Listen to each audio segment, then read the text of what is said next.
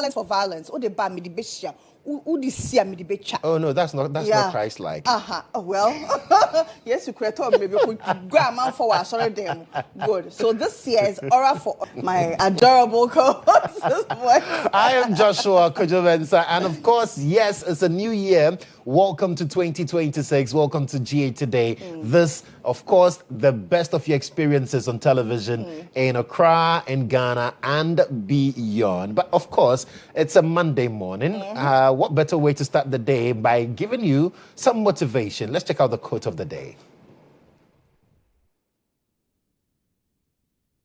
Our quote for this morning is by Nelson Mandela. He says, the greatest glory in living lies not in never falling, but in rising every time we fall. You fall 70 times, you rise 70 times. Make sure you do not stay on the ground. Sometimes it's very difficult to rise after a fall, but guess what?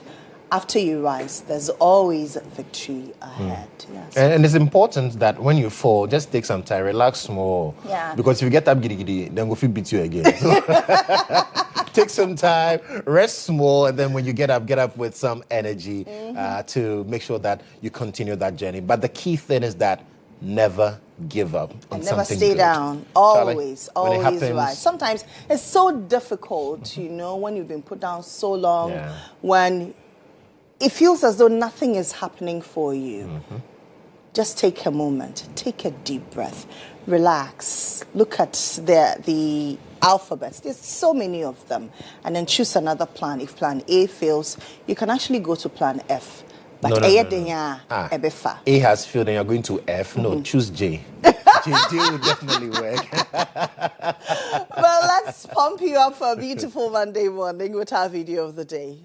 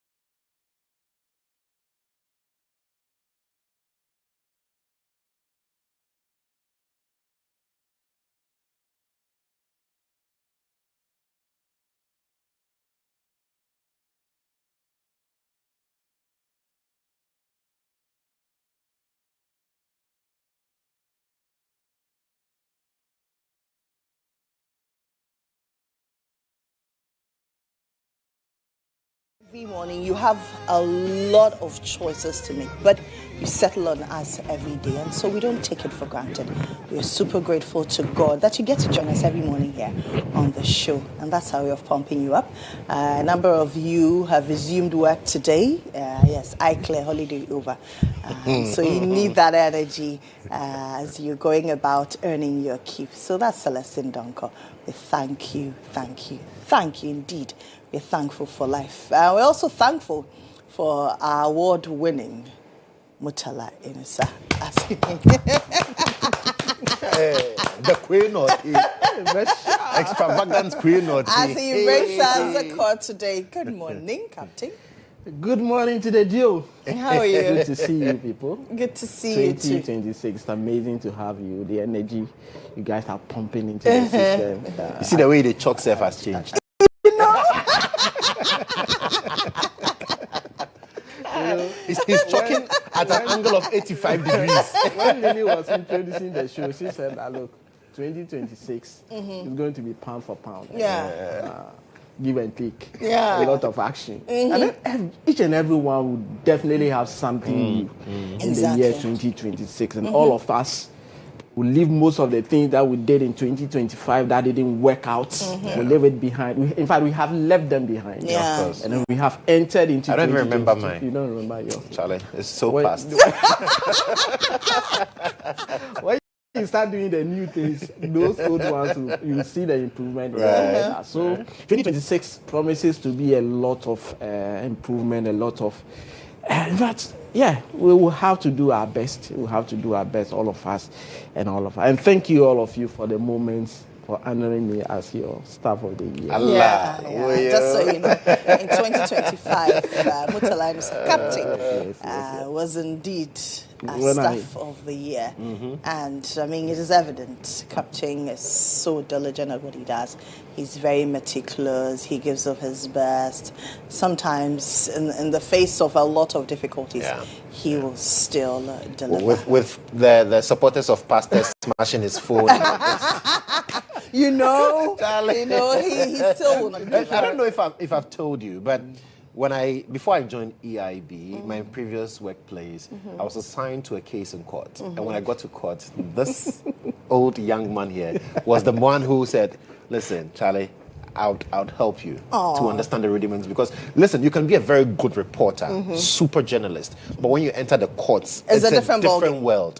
Hey, a place where you are supposed to listen to proceedings for like 3-4 hours without recording anything and keeping things to memory, and sometimes they don't even allow you to write, so you can't even type on your phones. Wow, So everything is Charlie. up there. And he helped me so much. One thing about the court that I always say to people is that if you go to the court with a normal English that we know, there was a colleague who came to court, like you mentioned, is not familiar with the court.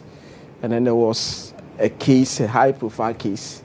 And you know there are some people who actually feel so big to even ask for some explanation of it. So what I do is that anytime, at the end of the day, I go around to surf through and then see what each of us have actually reported, the angles that have been covered by all of us, especially those of us who were in the court. And Lily, I saw a headline difference.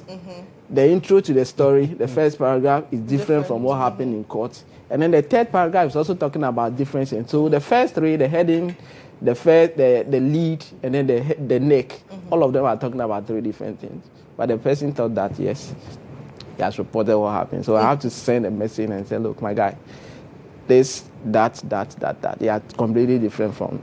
It's not like the normal English that we know. Courts reporting and that. It's a whole different. Yeah. Or better jail. Just a word will change the whole thing. Exactly. And I always use the word We'll fine interpret it differently. and then cost as an example. So you'll be happy. Oh, somebody said, okay, court awarded a cost of, let's say, 5,000. Then you sit in the comfort of your house and say, oh, cost and yet you're fine enough.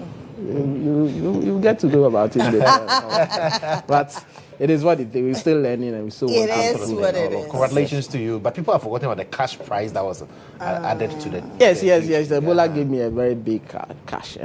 Thank you. Cash. Charlie, Bolly. So our lunch is on you today. You know? Let's head to the courts.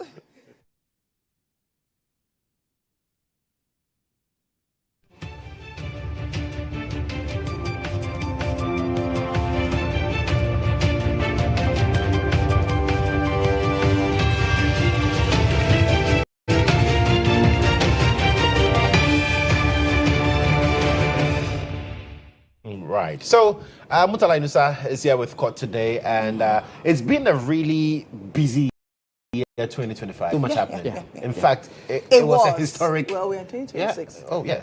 You said you had crossed over. Also for Yes, right, you crossed over. Hey.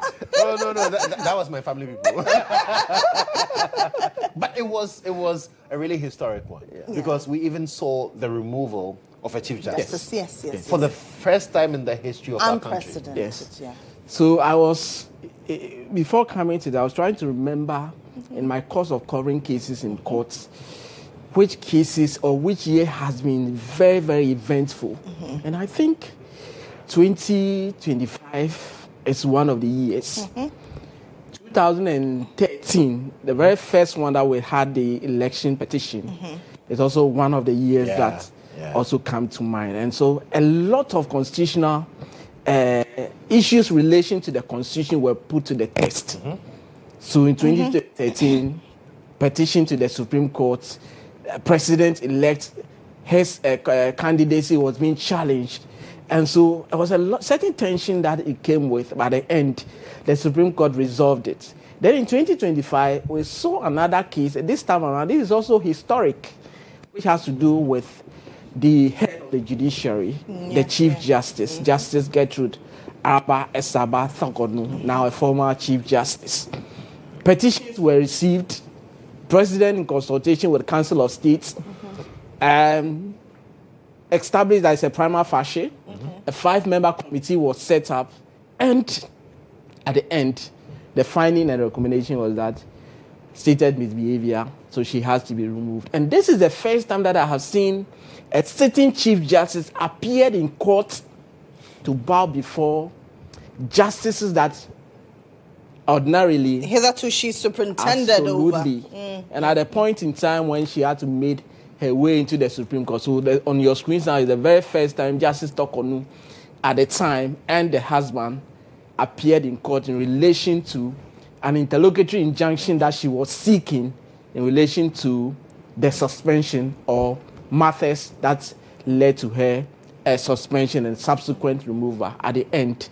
But the substantive matters are still pending. The interlocutory ones are those that have been dealt with and all of that. What we do know and what is fact is that on the 1st of September 2025, which is a year that we are reviewing, Justice Tokonu was removed from office after the 5-member panel committee chaired by Justice Gabriel Puaman, the Justice of the Supreme Court, recommended that she has really committed a stated misbehavior and has since been removed. And the new Chief Justice, Justice Paul Bafuboni, has now been sworn in as the 16th Chief Justice of the Republic of Ghana. So this is one of the cases that happened in 2025.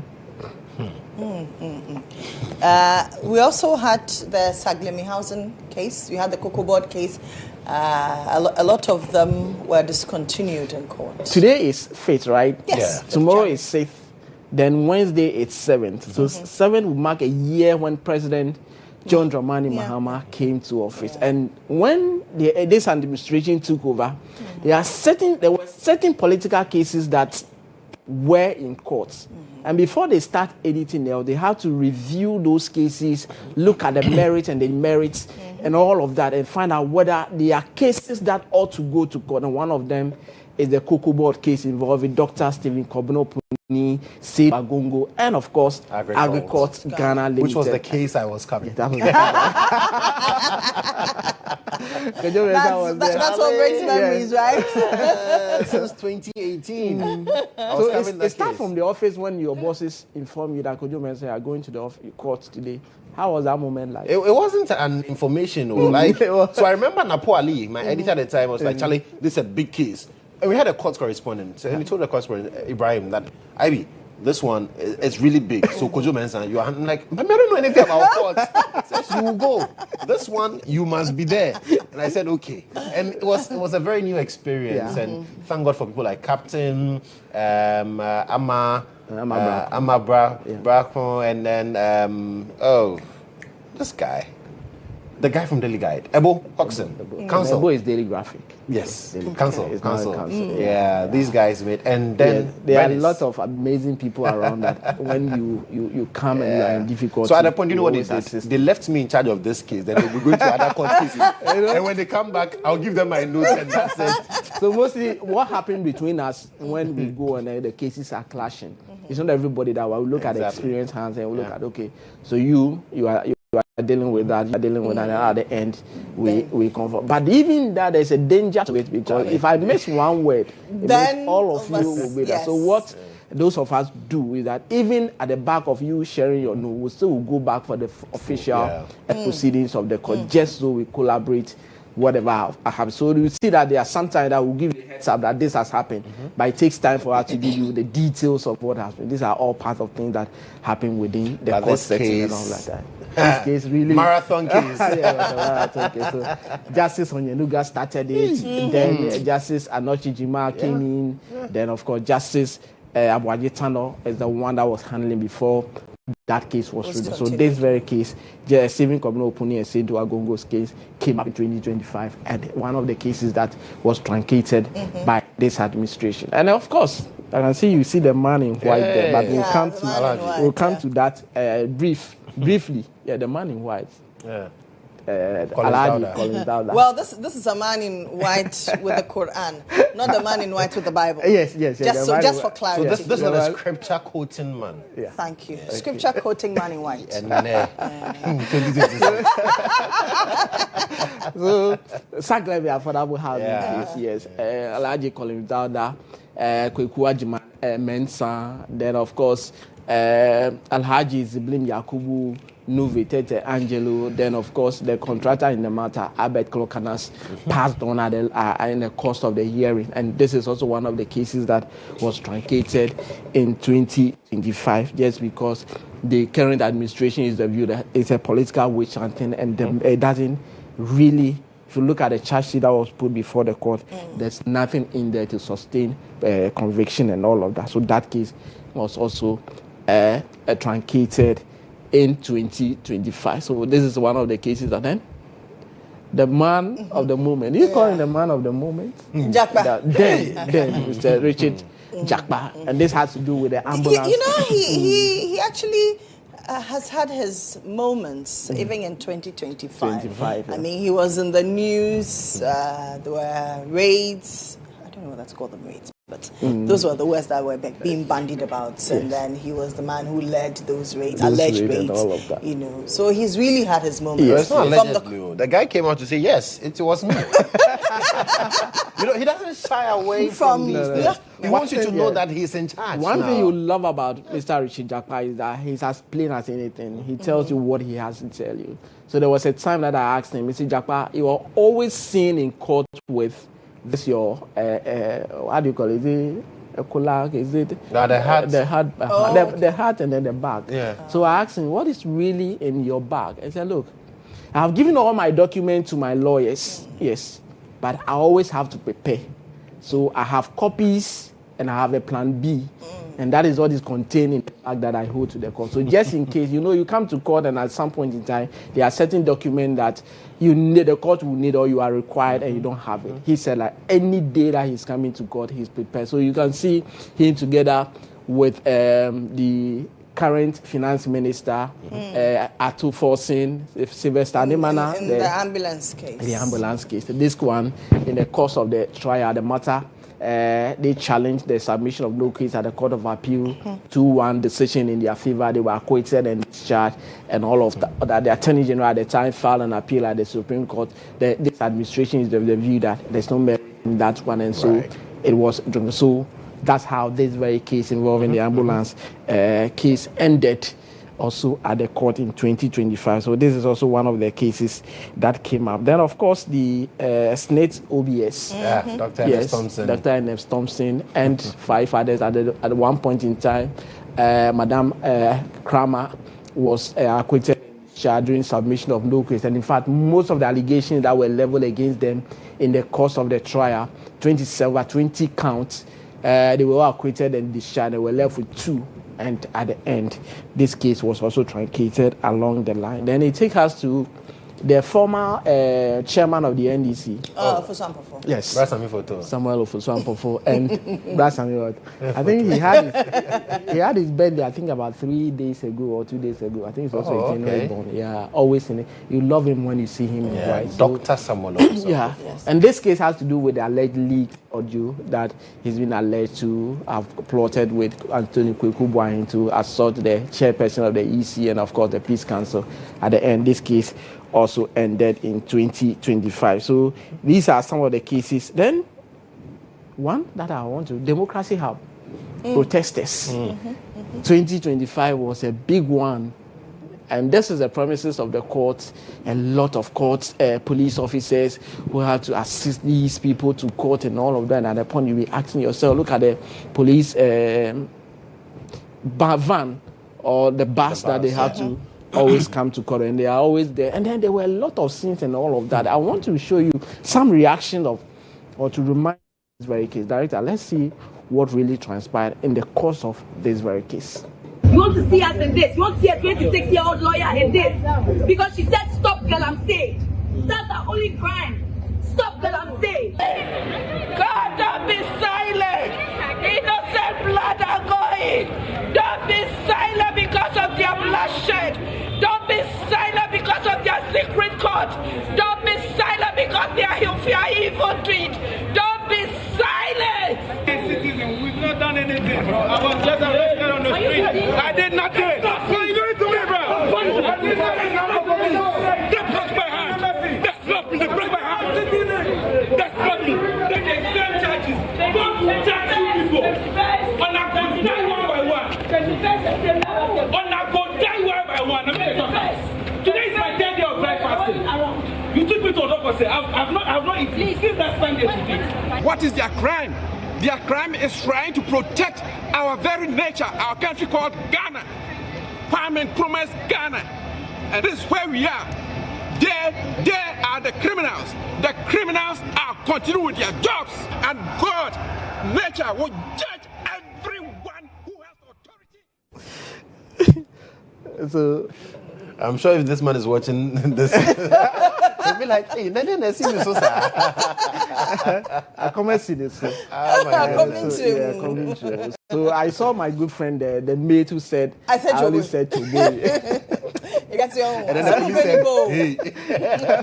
And then there was one guy who has always been asking of his towel. We saw him in white over there. So where is my towel? And all of that. He makes the point that he went to church. He was just on his, that's the gentleman. Yeah. He's always asking of his towel. The police allegedly took away his towel and he couldn't find it. So where is my towel? He has always asking that question. Maybe the towel was something from church.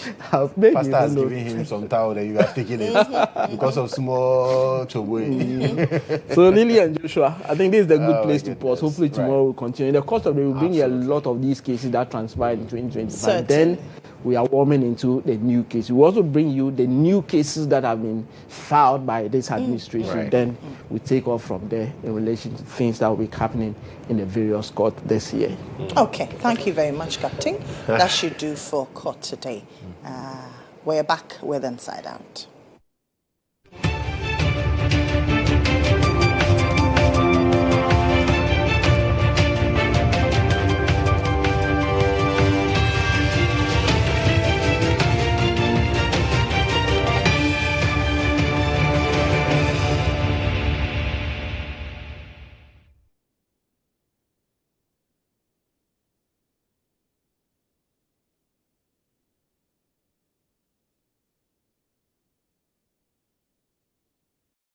No matter where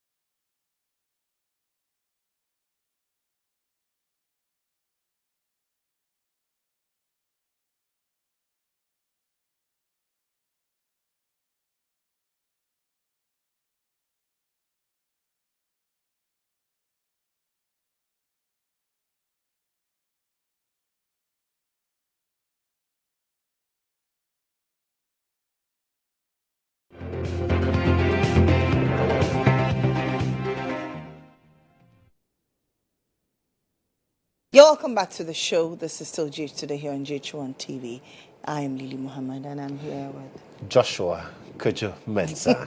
Well, it's a good time to introduce the award-winning producer extraordinaire. I mean, he produces almost everything. Yes. He's producing rhythms. That's a good one. You know, and thankfully he was also recognized greatly at the EIB end of year party and awards as well. The man Ibrahim Al Hassan is here to help us with Inside Out. Alaji IB for short. Yes. So I have 5 burner gas cooker.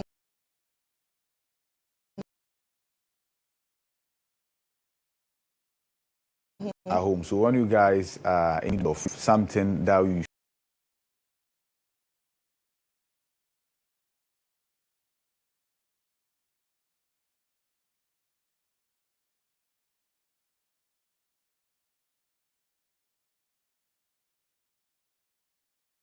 So, Alaji, You are in the spirit, my brother. You are in the spirit. yes, but just as Christmas was, so will Salah be. Hey. oh no. No.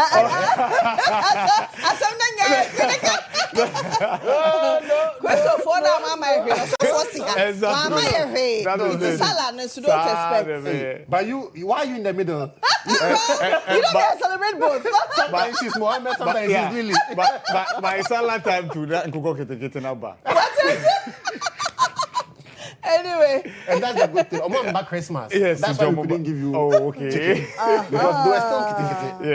During Christmas, they were still kitty. They had just been launched. So now, they with were that, chicks. they are chicks. So by salad, they'll be well fed. So that at least we can eat 3 times in a day. You know, the 24-hour economy too. Exactly. You understand? Exactly. Yeah, let's head to Inside Out. But that's 24 hours. So Ibrahim is here. Yes. And I like the fact, are you not working for Gold Board? I have gold on me. Joshua. That's a good Kodjo one. Mensah. That's a good one.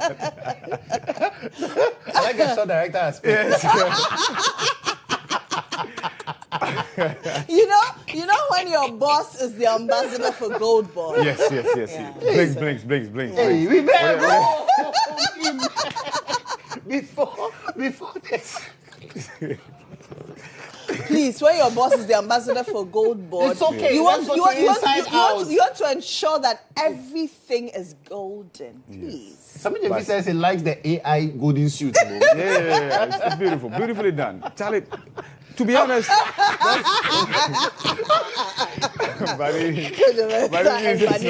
Kodjo Mensah and anyway, it's good we are having a laugh because this morning is supposed to be very bleak. Of course, what we talk about. Yes. We've lost a member of parliament again.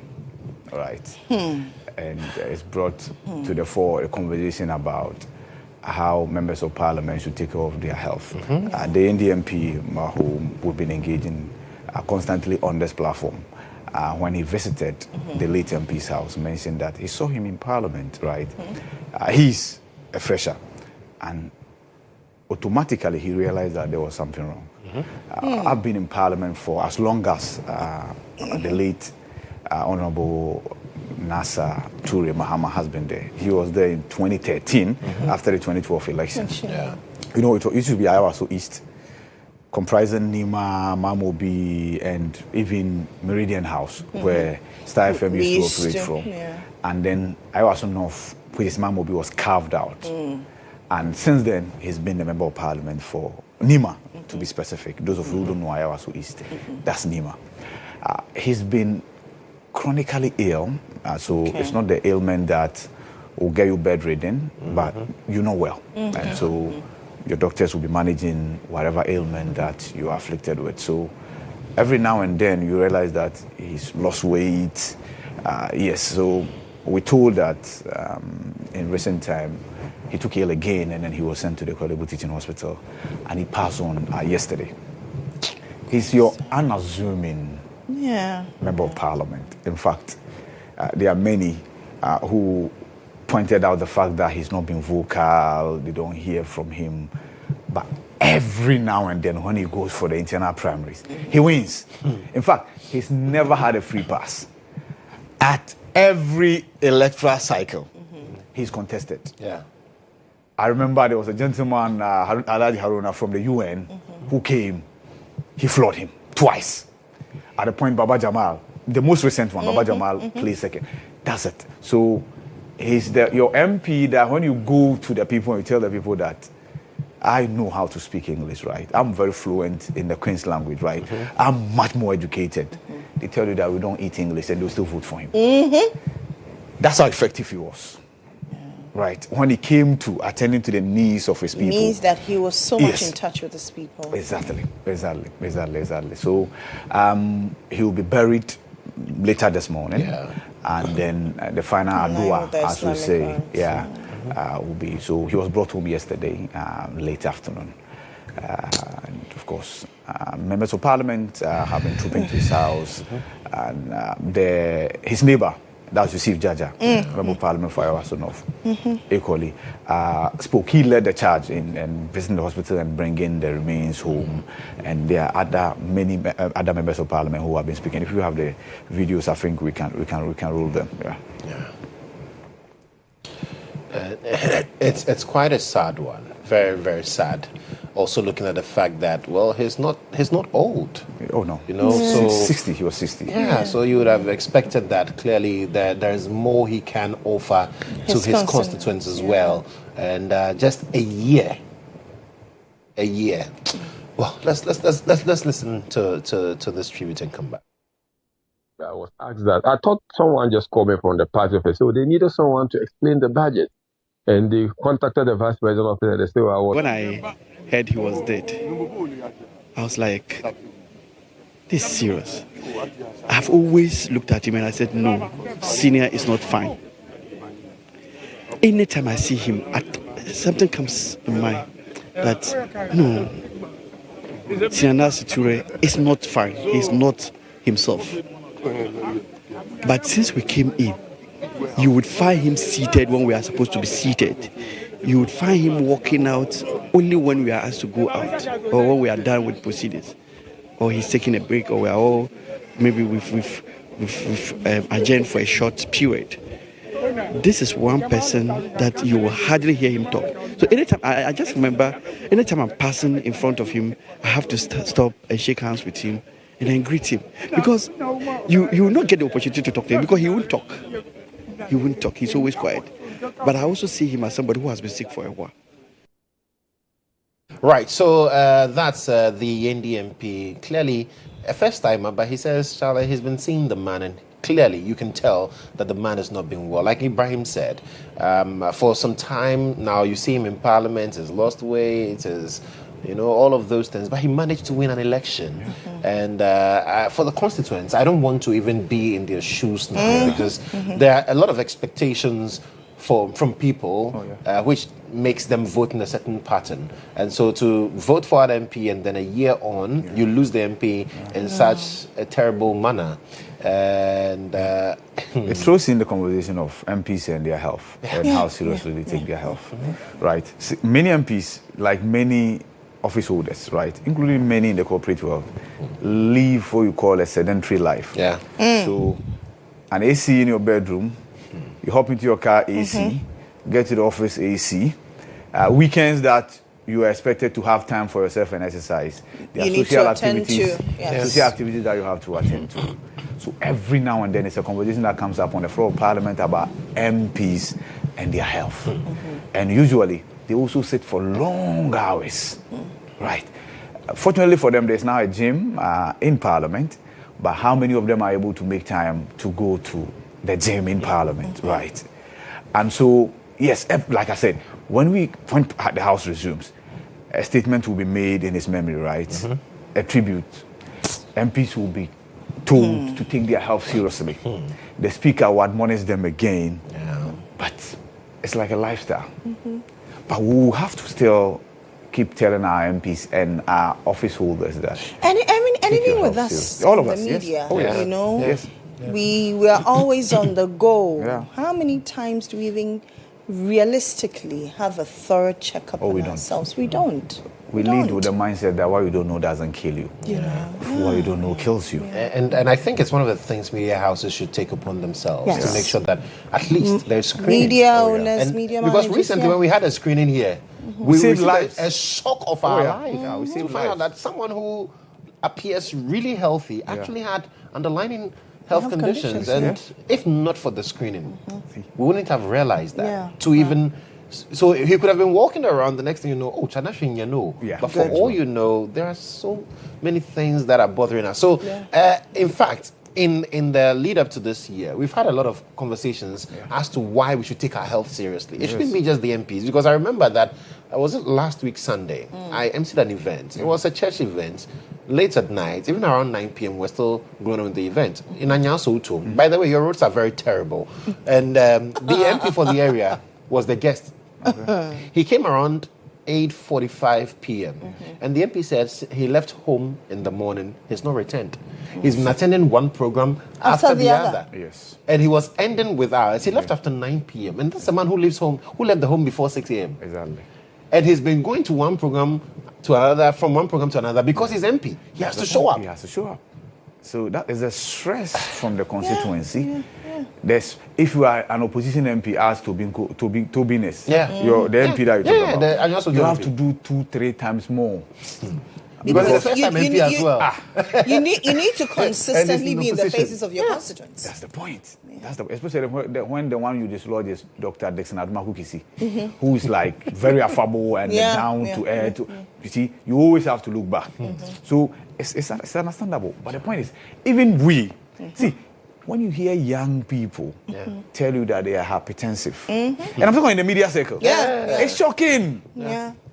Those were the days when 50, 60, then you can talk about hypertension. Now 30-year-olds are being hypertensive, you ask yourself. Lifestyle. The NCDs. Yes. The non-communicable diseases. It's high what time we eat, we place premium. Our entire lifestyle. What we drink especially. What we drink. And the times we eat. You have to meet deadlines, and so you're staying up and you're drinking all manner of things. You die today. The job will continue. The job continues. Not they tomorrow. are already talking about by-elections. The moment the man you fall, died yesterday. He's not been buried. There is a conversation about by-elections. Exactly. And people are already putting themselves out. Lacing their boots. Yes. That's life. So, Chairman, in this year, aura for aura, but then remember to relax when you need to. Me, I've decided that this year I will not allow things to stress me. Yes. At all. No. Anything that will stress me, take the back seat.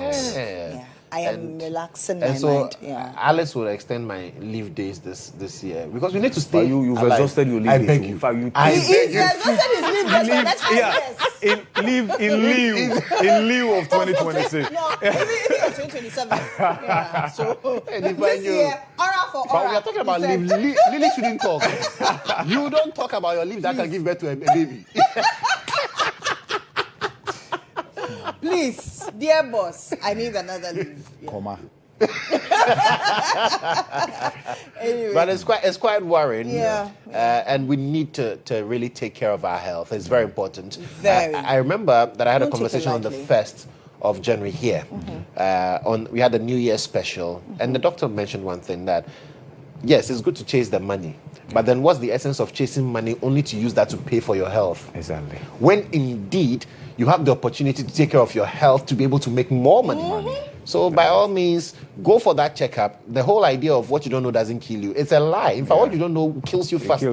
So get to know it and get to know how to manage the situation. And get to deal with it. And you're better. A number of them you can manage. So for your birthday this year, make sure that you're going for a complete checkup. That should be your birthday gift to yourself, not the cakes and then you are eating plenty and then you are stuffing yourself with things that would really bring you a lot of problems. Yeah, and exercise. The holidays are over. Yeah, but the weight you put on, make sure you share it. You shared it, yes. Share the weight. Okay, talk to me directly. No. Interestingly, before the start of this, it's something that he was talking about. About here. So, wow. So now that you're addressing it, Thank you. Well Thank taken. You. This year, 6 packs must show. Hey. Yeah, 6 packs. With this media job, It will show. Oh, media for was it is possible. It is possible. And I see it here. He's not in the media, so interesting. The other media people who had pot bellies, the moment they leave the media, the pot belly shrinks. Hey, they suffer after the media. Yeah. So it gives a very wrong impression that they are doing well in the media. That's how come they have the pot belly. No, they are not. But that's not on the conversation for today. No, like the point is, let's talk about there are many people. Yes. That's why Fire you shying again. away from the pot belly conversation. Fire again. We must talk about it. Fire again. And the annoying part is that we don't even have Harmattan. Not in yet. Not in yet. Harmattan has taken the leave. Yeah, but I think there's semblance of Harmattan. It depends on where you live. Some people have cold, and you could tell that there's like a bug in the system. But of course, there are many who are tempted to believe that these fires might be deliberate. But I disagree. I think, you remember the arson claims over the Cantamanto fires. Yeah. We had assistance from the US government, right? As we speak today, we're never able to confirm that those fires were deliberately set, right? Now, what happens in markets is that during the Yota, market women go on break. So these vagabonds, there are these marijuana smokers and what have you, and there are people who live in the market, right? They cook, they do everything that you do at home with naked flame. I've told myself that nobody can convince me moving forward that any fire that breaks out in Cantamanto is deliberate. Because they are virtually every moment setting themselves ablaze. See, they are trouble operators there, right? There are people who iron things with charcoal. It means that And a number of them even leave their appliances on and go home. That's it. So if there's fire, you come and tell me that it's an accident. No, I won't believe that.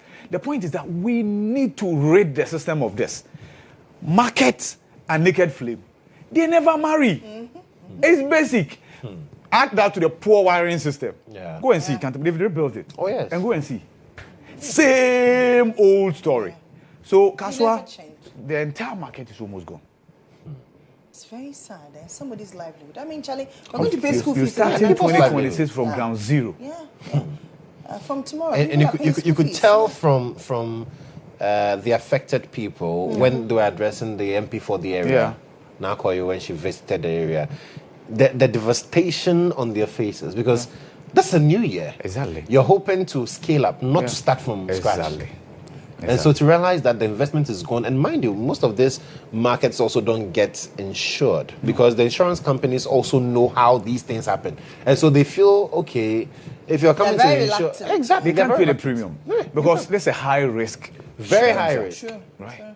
And then, of course, like what we have said, that's what will happen. Politicians will visit them, donations will be made, right? Like happened in the Doom and happened cement in bags. Exactly. And they will rebuild and like nothing happened. But the critical issues, the germane ones, they won't be addressed. fail to address. Oh, no, they won't be addressed. As usual, as a country, when things happen, we talk about it, we shout on top of our voices, and then we move on to the next. This Kaso will be the very last one we report on. Just as Accra floods and many other things. Yeah. Well, we will be expecting that. Anyway, thank you very much. That should do for Inside Out. But let's look at what the papers are reporting this morning. And then, okay, so we take a break. Exactly. Yes. they return tomorrow. And then they will go on break again on Thursday because Friday is a holiday. I thought it had been scrapped, though, to be honest with you. But have you forgotten there's a new sheriff in town? Yeah, I thought it had been scrapped. But now we're told that it's not been scrapped. So Wednesday is supposed to be a holiday, but then it's been shifted to Friday. In a very line long weekend. A very long weekend. For them. Yeah, not for us. Not for us. Anyway, we take a break now. When we come back, we'll bring you the breakfast review. Let's pray for all the political leaders. This year, a lot of political leaders will not close the year with us. I saw death for the higher people, political leaders, that we are going to lose great politicians, leaders in the year 2026.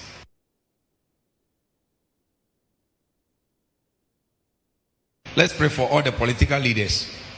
This year, a lot of political leaders will not close the year with us. I saw death for the higher people, political leaders, that we are going to lose great politicians, leaders in the year 2026.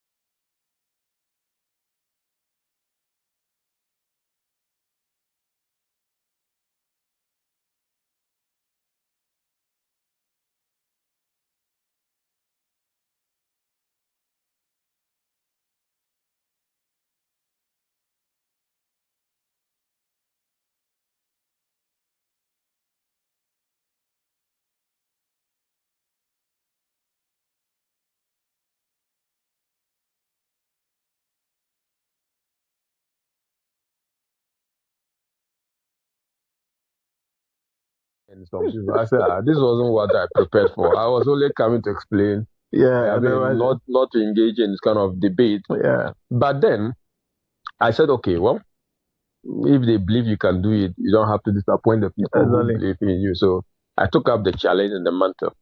And that was my most difficult program because the platform was not so friendly. Apart from the guy was an experienced communicator, director of communication of their party, of their party then and now, and he was very fluent.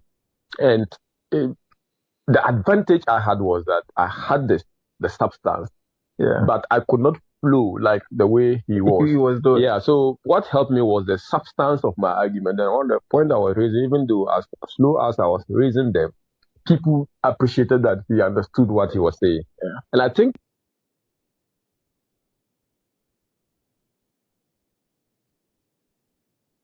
when I heard he was dead, I was like, this is serious. I've always looked at him and I said, no, senior is not fine. Anytime I see him, something comes in mind that, no, Senior Siture is not fine. He's not himself. But since we came in, you would find him seated when we are supposed to be seated. You would find him walking out only when we are asked to go out or when we are done with proceedings. Or he's taking a break, or we are all maybe we've adjourned for a short period. This is one person that you will hardly hear him talk. So anytime, I just remember, anytime I'm passing in front of him, I have to stop and shake hands with him and then greet him.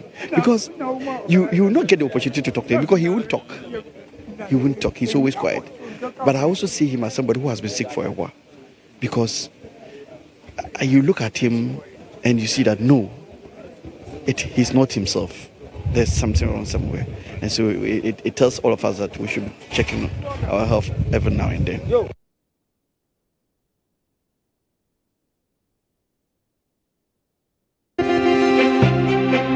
Let's pray for all the political leaders. This year, a lot of political leaders will not close the year with us. I saw death for the higher people, political leaders, that we are going to lose great politicians, leaders in the year 2026.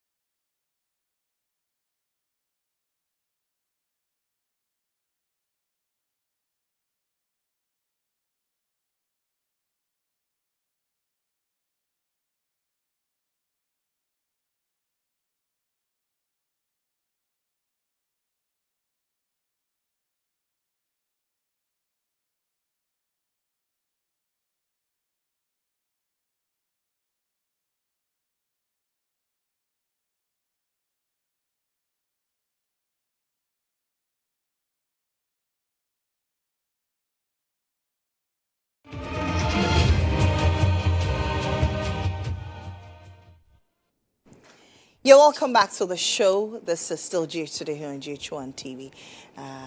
It's not time for the breakfast review. My guests have joined me.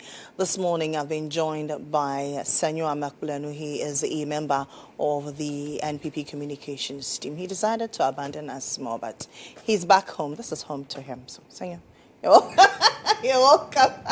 Thank you very much. I shall have abandoned you. Yes, you did. You abandoned us. No, I'm not sure. We are glad that in the new year you're coming home. This year promises to be very full of a lot of goodies. And in my church, I think we know this year is going to be a year full of divine presence. So I'm sure it's the divine presence that has brought me here. Yeah. So on that note, let me wish you a happy new year.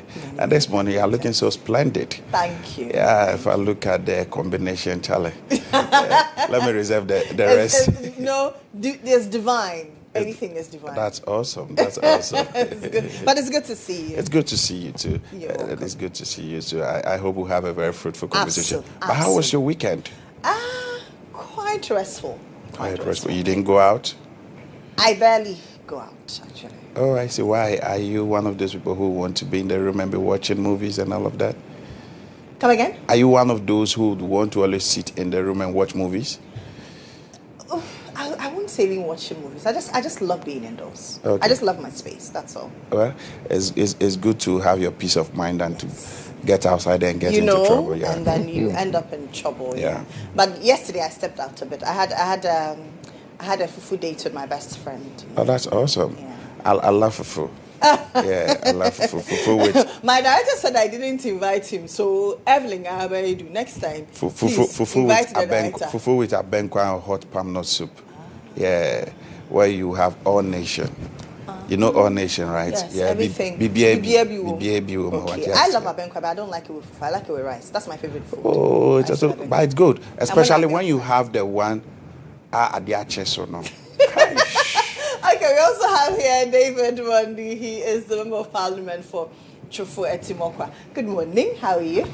God is good. It's good to see you. Yeah, good to see you. How are you doing? I mean, for members of Parliament, how are you doing? Especially those of you on the NDC side, how are you doing? We're good. Until yesterday, we're hit with this very bad news. One of our colleagues, Chori, decided to go and live with his maker. I mean, it was good. It was a good news all throughout until yesterday. So may God grant him. Jana, how do you say it? Jana Telfidaus. Jana Telfidaus, right? Yeah. Wonderful. And my condolence to the family and the entire NDC, family. His Excellency John Dramani Mahama. I know he's very close to His Excellency John Dramani Mahama. And all of us, leadership in Parliament and the entire, members of Parliament, both sides, because a nice guy. He was a very nice guy. You see him having a very good, conversation with both sides, both the NDC and the MPP. He's a man. We're really close, I remember before we rise, we had a very lengthy conversation in Parliament, myself and him. Okay.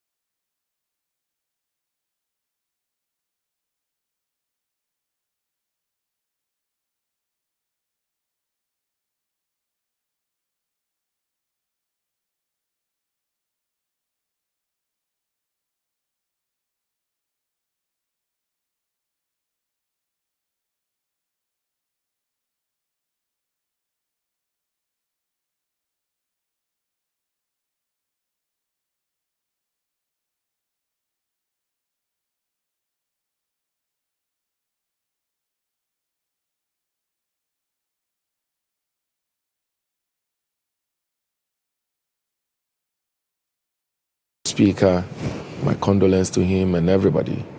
You know, other than that, it is a good year. A year where, you know, expectations are high, good things are going to come, the economy is going to, you know, be very successful, more than we've seen even in 2025. 2026, you see stabilization of the cedi is going to continue, gaining a lot of strength against the major trading currencies are going to happen. There will be a lot of food in this country, food security. Roads are going to be constructed. The big push is going to take center stage.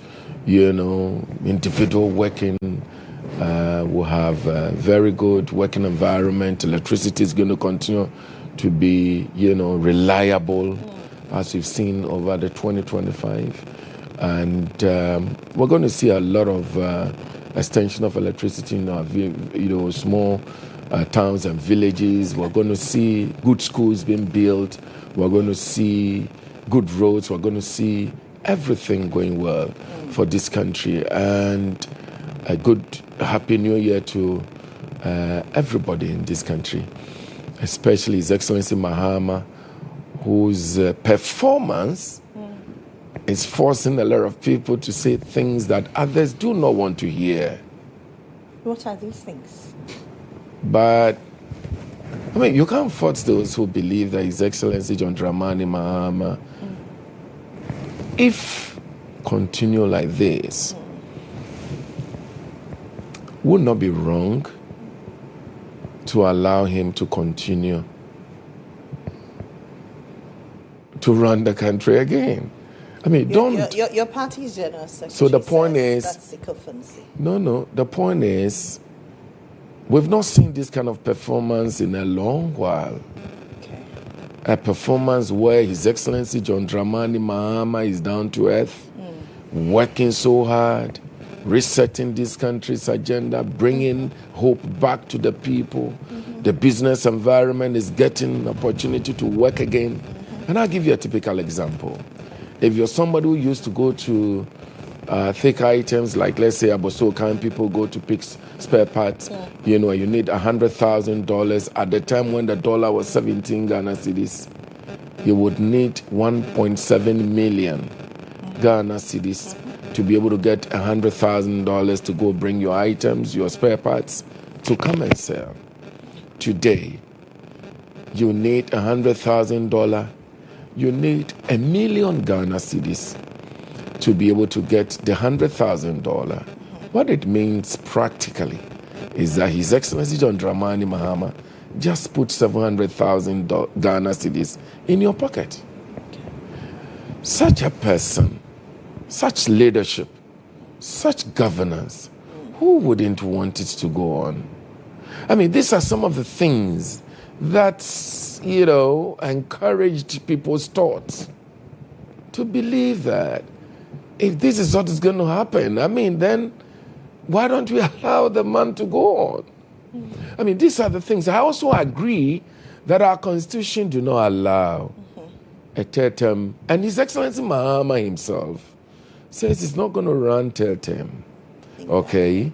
And I think that should bring finality and a closure to that conversation. But don't take away from people who believe that the performance is so extraordinary that they wouldn't have problem to continue to have him. I think these are the conversations. So when we situate it well, everybody may be right in his way of thinking.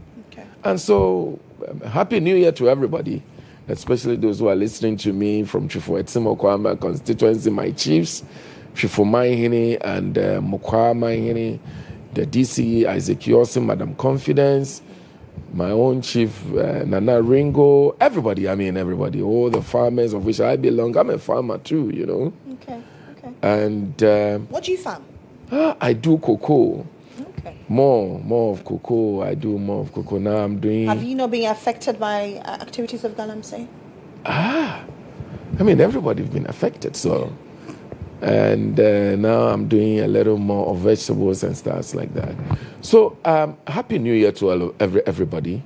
It is a year where expectations are high, but they will all be met. Okay. Let me say Happy New Year to Honorable Dr. Atu Forson, who is carrying the vision of His Excellency John Dramani Mahama so high. Happy New Year to Sami Jemfi, a young man whose performance is absolutely outstanding.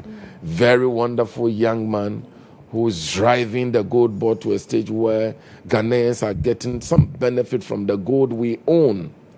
Unfortunately, because we're doing politics, you'd have to find every way trying to play him down and all that, but it won't work.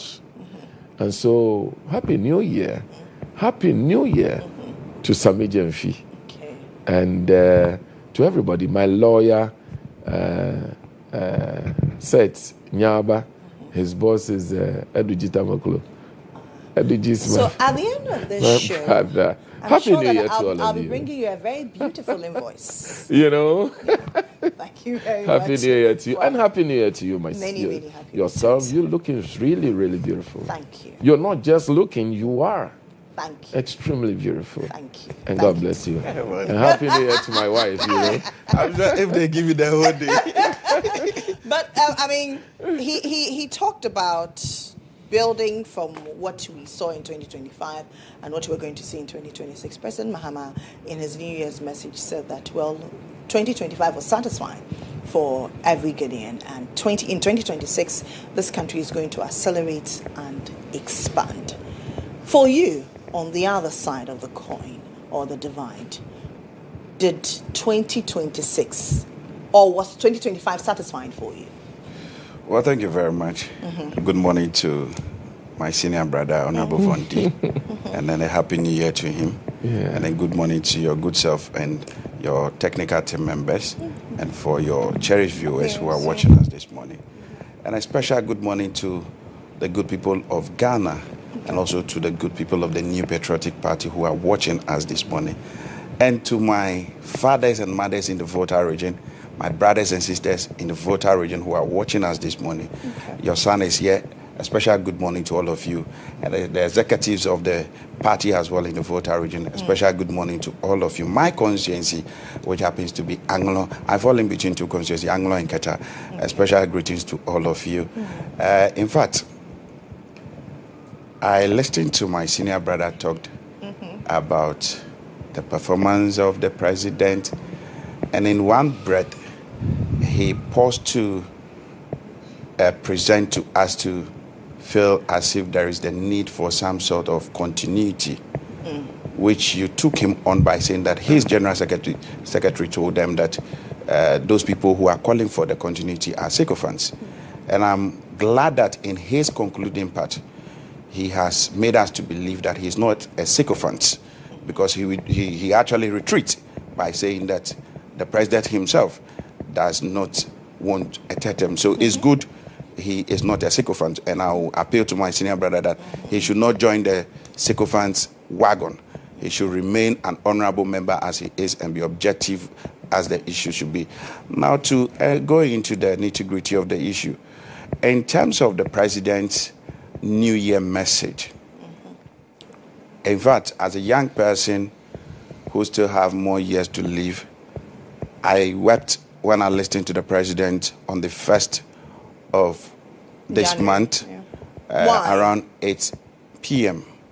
I wept because I felt that the president has decided to replace issues of governance with pseudologia fantastica. He has decided to present issues to us that lacks hope. He has decided to present issues to us that did not even confront the right thing that Ghanaians are facing. And I'm going to go into the issues.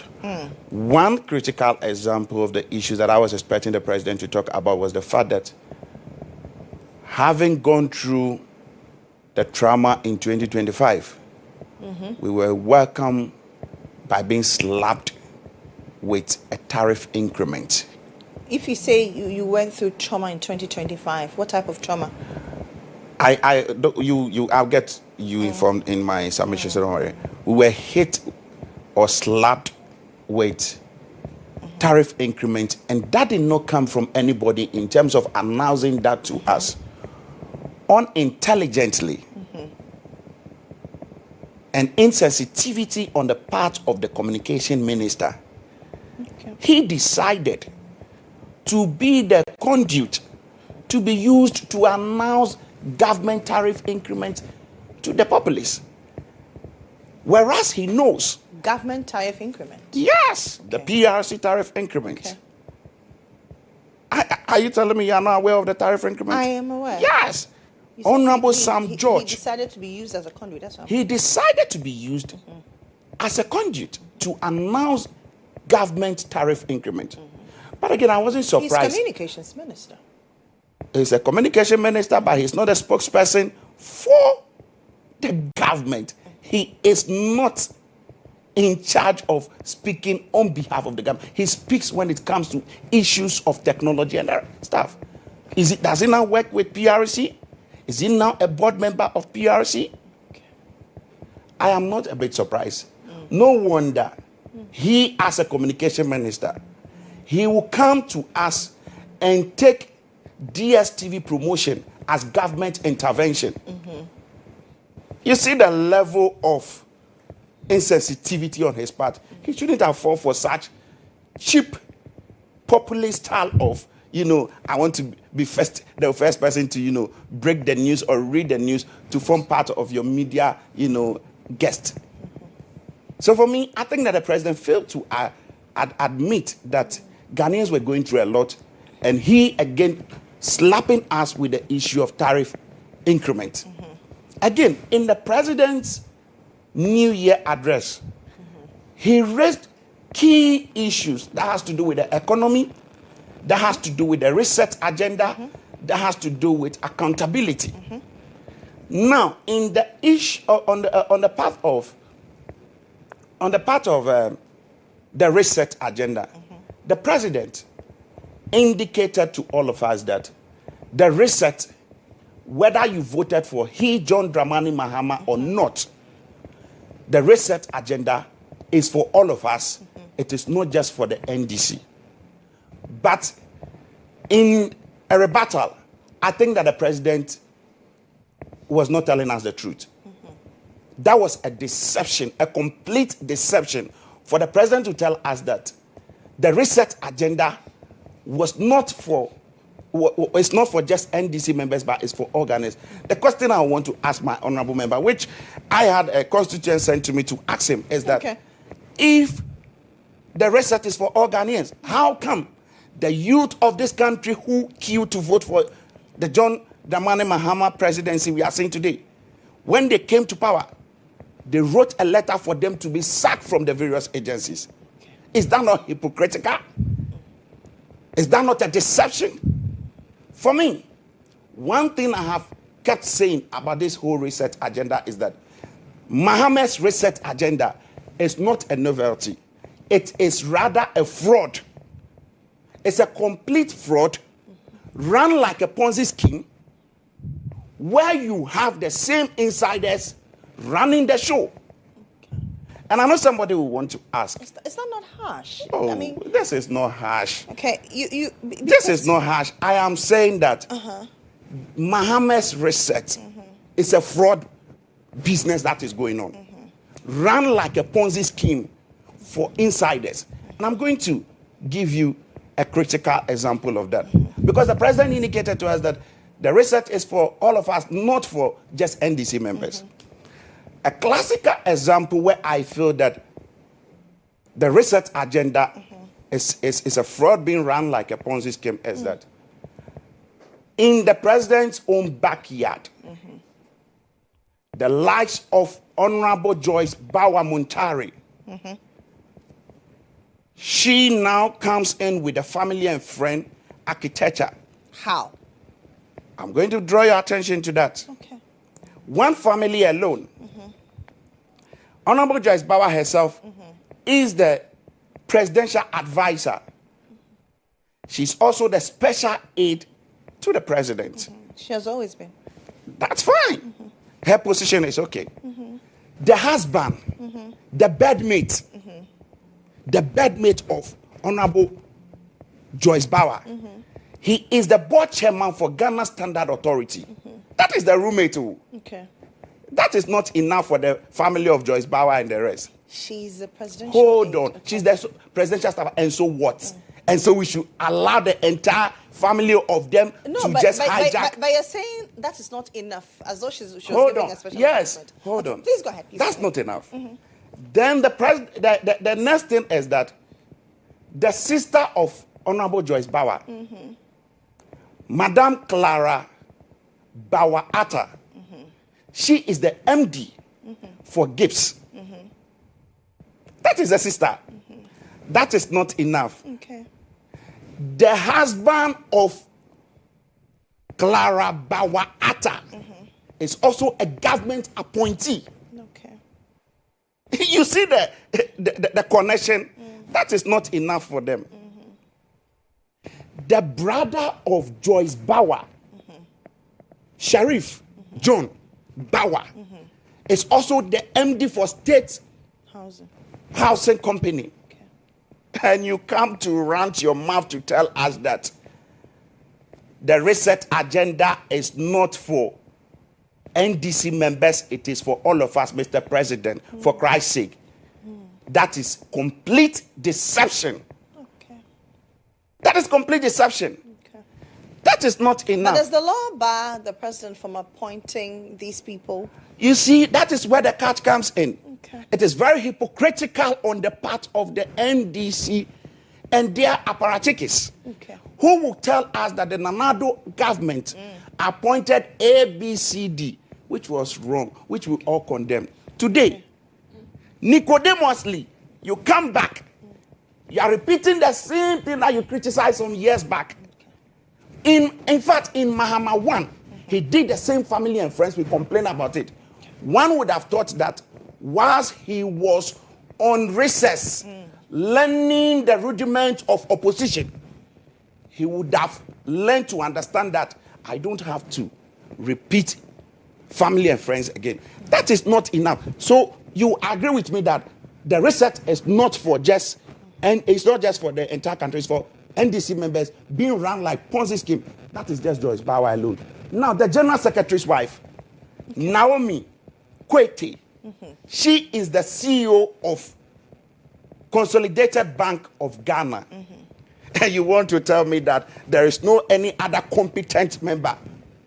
Even the honorable member sitting here, I am sure he would have appreciated if any of his family members would have been appointed onto some of those agencies. But the General Secretary's wife is also an extension of the reset Ponzi scheme.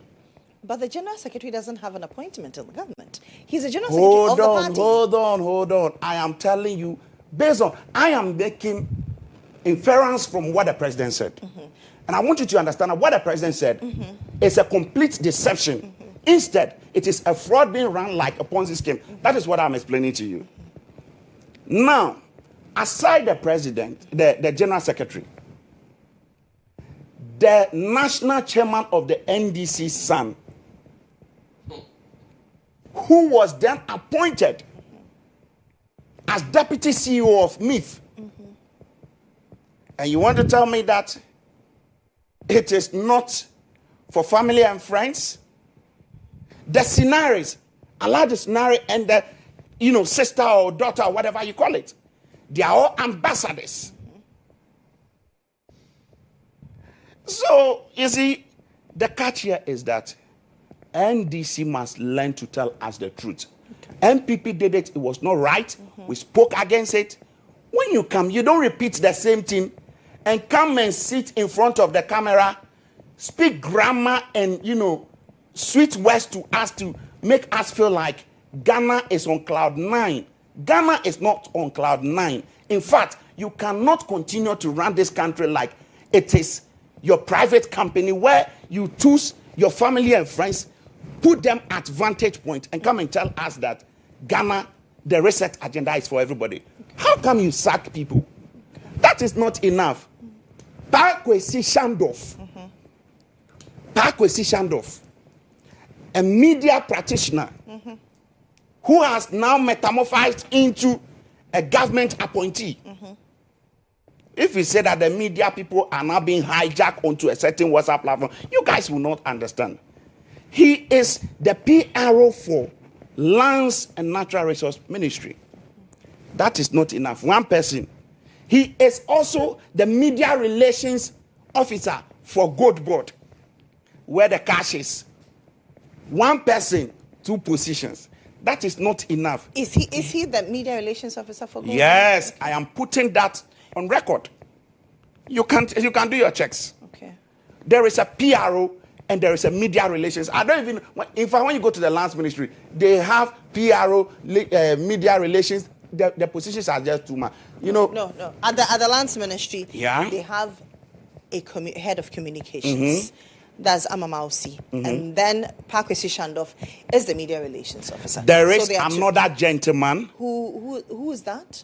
I'll get you the name. He's from the Ashanti region. He's a communication officer. He's currently going to run for the Ashanti regional communication officer. I'll get you the name before I leave the studio. Okay. But the 2 positions I've mentioned for Pakwesi Shandoff is not enough. But he said he's a media person. He's no longer actively practicing media. Who, Shandoff? Yes. He is doing a freelancing media work. So you cannot say that he's not actively. He's not practicing. He was before he was appointed. Exactly. So and I'm saying that the media people were cajoled. They were coerced and brought on one platform. And today, they are enjoying the fruit of their labor. So they go and speak for the government. That is what I'm trying to tell you. Now, the 2 positions are not enough for Pakwesi Shandoff because he's the only Ghanaian that we have in this country. Okay. The same gentleman, he is also the PRO or the media relations officer for NAMOS, the government anti-tax force. Nipa Baku. No, but you see, but you see, the NIMOS is under the Ministry of Lands and Natural Resources, so he will have to. So we can't have a neutral person who will report or who will be. NIMOS reports to the ministry. NIMOS is under the ministry. I'm saying that. Don't you think that if we create a portfolio for NIMOS spokesperson, the same people will come and say that we are duplicating positions? You don't think so, or roles? You see, they have done even worse. They've done worse. Okay, go ahead. As far as he remains in that position, he is occupying, one person occupying so many positions. And you want us to applaud them, that Ghana is for all of us. You want us to applaud them, that Ghana is for all of us. That is the family and friends. Okay. NDC with their Ponzi schemes. They come with very flowery words, try to deceive us. And they want us to applaud them that there is a reset going on. There is no reset going on. Okay. They are resetting their party members to get positions by way of employing them on the Ponzi scheme platforms. The gentleman. So are you saying the gentleman's name I want to mention to you? His name is Kodjo. He's at the lands ministry. He's also one of the PRO. Okay. Yes. I'll find out. I do not know. So so I'm just bringing this to your attention. It's Kodjo. I do not know. Now, are you by this saying that media people do not deserve to work in government? I am not saying that. Absolutely no. They are Ghanaians. Exactly. They deserve to benefit from the national cake. Exactly. But what I seek to draw the president's attention and the NDC and Honorable Fondi's attention to is that they are hypocrites. Okay. They are hypocrites. Okay. And I repeat again, they are complete hypocrites. Okay. Because they said the same thing when the likes of Kwame Sefaka and the rest were appointed onto boards. They criticized them. Today, what has become of them? We have some of them who are even presidential staffers, drawing fat allowances. And you don't want us to talk about it. That is just one section of the president's message. The second one, which has to do with the president saying that in the fight against corruption, every cedi must be accounted for. Yeah. And in this case, when you ask our brother Sami Jemfi, where is the cash? Where is the $240 million US? He will come and tell you that as for those who are talking about the losses being made by, good board. It's either they are hallucinating or they are dreaming. Okay. Hey, Mr. Gentleman, is that where the level of arrogance has taken you to? Is that the level of temerity, audacity you've gotten now? The same gentleman will come and tell us, you don't have to do press conferences based on suspicion. You see that? You see the cycle? We are asking for accountability. We are asking for every ceding being accounted for. Sammy Gyamfi is telling IMF and Ghanaians who are paying he and his wife and his family members, including the money he has been sending to the constituencies, the 3,000 he's been paying constituency executive communication officers and their deputies. But you're saying that the government is paying him and his wife. How is the government paying his wife? I said, we are paying he, and it is our taxes that are being used to pay him. But that he spends on his wife. That is what I want you to understand. But my brother, if I have a husband, and my husband spends on me, that is. But is it not the salary that he draws that he used to whatever his family? You need to take his family out. I mean, if you want to address him, I think that let's stick to the issues and address him as a medium fee, but take out his. All I want you to understand is that the gentleman need to understand that asking or seeking for accountability is not wrong. And he must understand also that when IMF raises red flags and the response is to accuse people of hallucinating, that's not leadership. That's evasion. Public finance is not a dream. It is to be accounted for. He must learn that. Public finance is not a dream. It must be accounted for. So all I want us to understand is that the president, I pick two key issues. The reset agenda being a Ponzi scheme and the issue of accountability. I am a finance person. And we must account for every peso. When you are a young man and by privilege, you are given a position, it is incumbent on you to account to the people when they feel a bit challenged with the issues you are presenting. You don't run to social media. You don't run to 2001 media houses and be sorting the intelligence of people. That is not leadership. That is scarcism.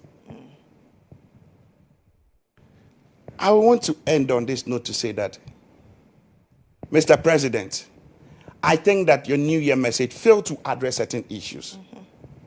You failed to address the issue of 24-hour economy that you promised the young people of Ghana prior to your election. Mr.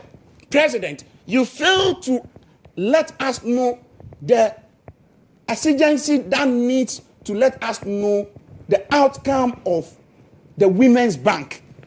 Where is the Women's Bank? You couldn't tell us.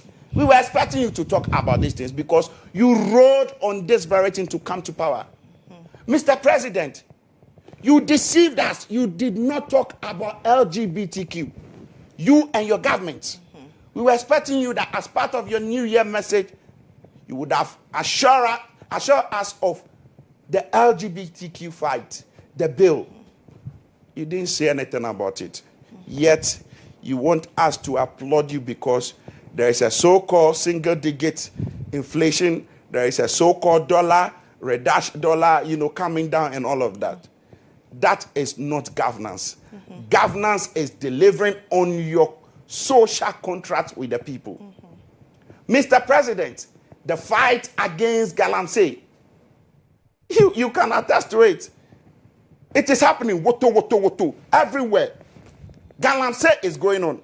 And today, the worst we can have is to be employing party branch executives as blue water guards in various regions who will now be obstructing the work of NAMOS. It is very clear that MPs are not even involved in galamsey. DCs are involved in galamsey. Your own party leadership is involved in galamsey. Mr. President, please, we want these issues resolved. Okay. These and many others, we, as young people of this country, want to see resolved in the year 2026. Okay. Akpa now. David. I like the style of the ranting, you know, the eloquency in trying to bring what is not there to be there. I mean, I like it. He's a young man whose party is in opposition, who is trying to gain some attention. And, you know, he would want to use some few words, you know, which most of them are not acceptable, but that's their character. You allow them. You know, so I like the way. It's just that my advice is that you try to tone down and pick, you know, issues from each reality point of view, you know. Otherwise, I mean, the Ghanaians who are listening to us, watching us today, they are more intelligent and they know what is right and they know what is wrong. I mean, His Excellency John Dramani Mahama said that this country, the reset agenda is for all Ghanaians. The understanding is absolutely clear. I mean, you don't need any spectacle to see it. It's absolutely clear. My dear, when you go to the pump to buy fuel today, you know, the fuel attendant, do they ask you whether you're an NDC or an MPP before they sell the fuel to you at a reduced price? We're living part 2016 where fuel was 14 cedis per gallon, the whole gallon, 14 cedis. And don't forget, the gallon is, I think, 4.5 liters that makes the gallon. The entire gallon, 14 cedis. Okay? Then you guys were shouting all over the place. I mean, that His Excellency Mahama was not managing the economy well and all that. Then you took over power. And then a liter of petrol, some point in time, was sold at 20, 25 cedis, almost 30 cedis. We saw all these things. Gallon of petrol was selling about 80 cedis and all that. Today, because of prudent management of the economy, handling fiscal space of this economy properly, gaining some level of confidence in our currency, stability of the dollar and all that thing, brought the price of fuel down. Every Ghanaian that go to the pump to buy fuel, the attendants don't ask the person whether you are an NDC or an MPP. They only sell to you because you're a Ghanaian. So the reset agenda regarding fuel is for all Ghanaians. Okay?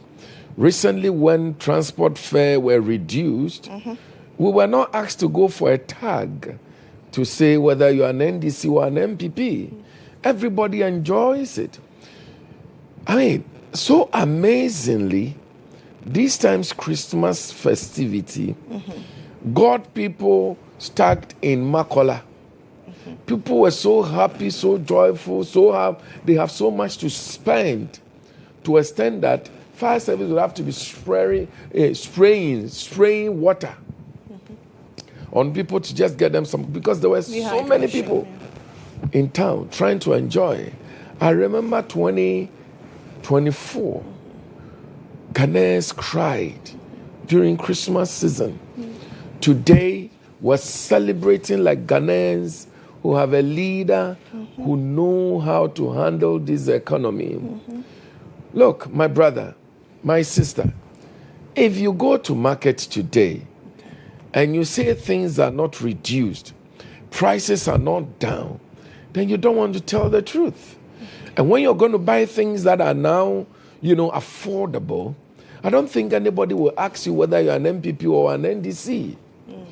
Look, I think that it is important to take a lesson from Mahmoud Bawumia in his New Year message to Ghanaians. He said he wished His Excellency John Dramani Mahama well. He wished he succeeds in his tenure as a president. And that would help the entire country, not only the NDC. The reset agenda where Ghanaians youth are employed, for a long while, you never see advert in the papers where the military is recruiting young people. Today you see it. People are only, are taken to military because of their competency, because they are qualified. Whether you are an NDC or MPP, you get the appointment. The same for the fire service, the police. We saw in this country where members of the MPP boldly said that the recruitment to the security services must be done only for their party people. Okay.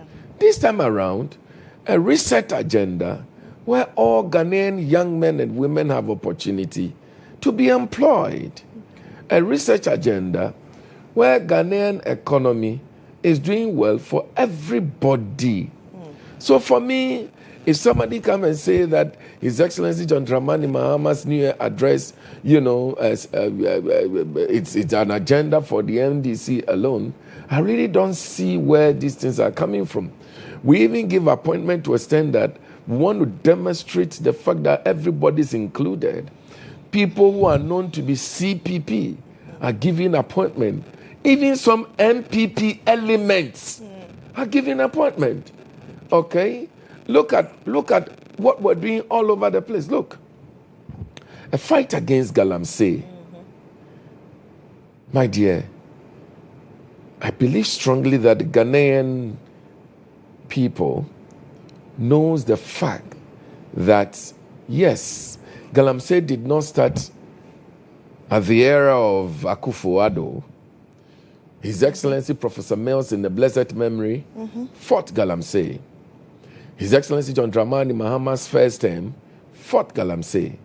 But you agree with me that the government of the destruction of our water bodies, our forestry, forest reserves, and the real Galamsey, the illegal mining activity, got to its peak under His Excellency Nana Addo Dankwa Akufo-Addo, when they decided to make Galamsey a trade for their party. Remember when you read Professor Frimpong Boante's report on Galamsey? You watch and listen to the tape where they were shouting, "Party Hiesika," and that to rate party needs money. They have to go and destroy our water bodies, our forest bodies, and forest reserves, and all because they are in search of gold illegally. You remember when His Excellency Nana Addo Dankwa Akufo-Addo was in Kumasi defending Wontumi, that Wontumi was not engaged in any Galamsey, where his own sector minister says that Akonta mining was not given permit to mine in the forest reserve where they were mining. It was illegal. Yeah.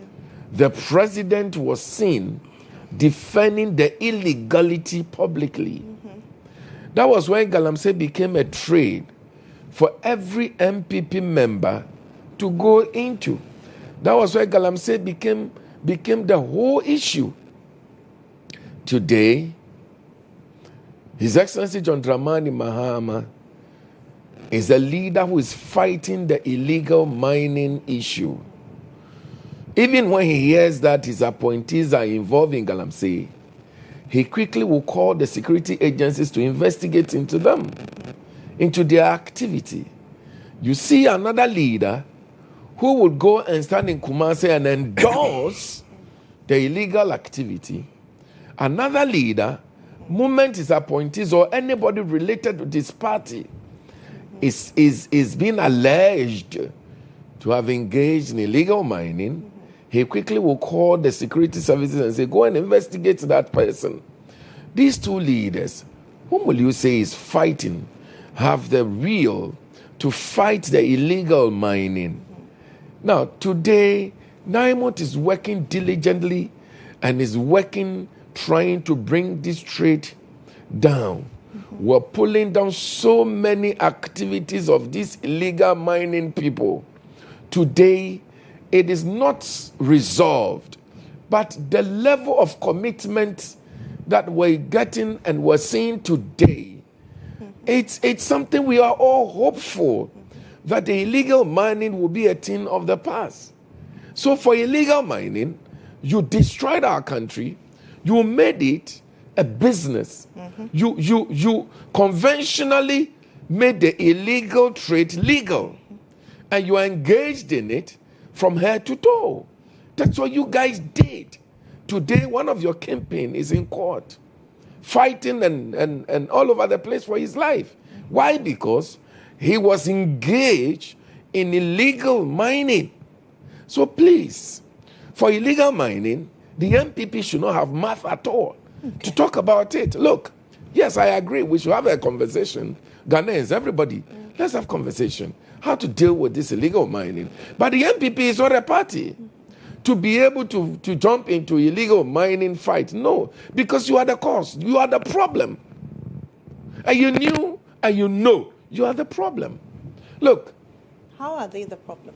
Because they made illegal mining legal in their region. I was just telling you about how His Excellency Akufo-Addo, endorsed illegal mining in Kumasi 100%. I was just telling you. If he says somebody is not involved in illegal mining, how is that an endorsement? Listen.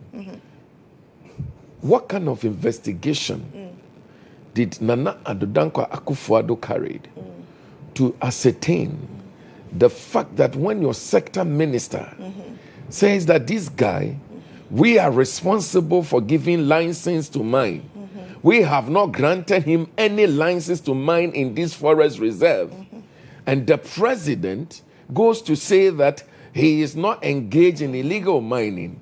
Which sector, which agency did the president have different from the agency that is being superintended upon or over by the sector minister who know whom licensing are given or not?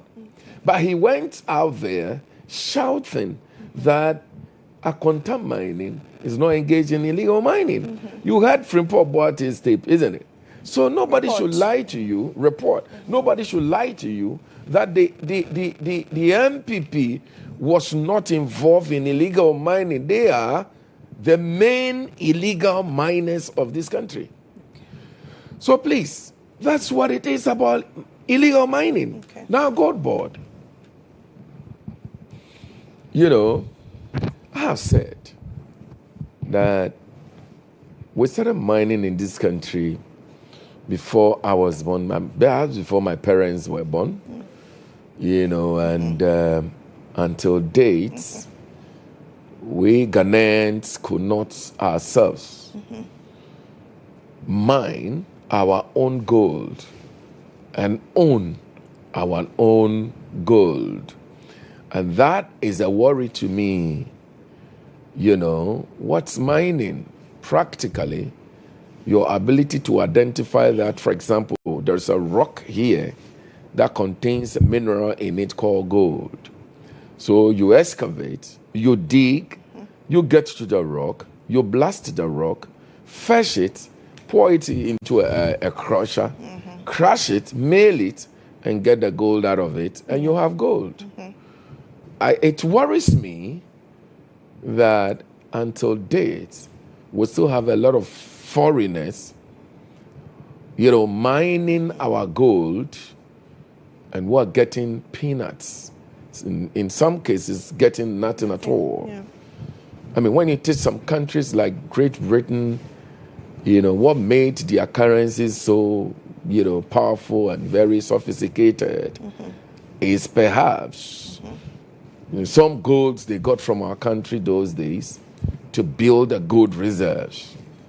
And so we have what we can use to strengthen our currency and to better the life of our people. And we still sit here for the foreigners to come and take it away. And it's a worry to me as a Ghanaian and as a member of parliament, And there is this idea that was birthed by His Excellency John Dramani Mahama's administration that we create what we call Gold Board, just like we have Cocoa Board.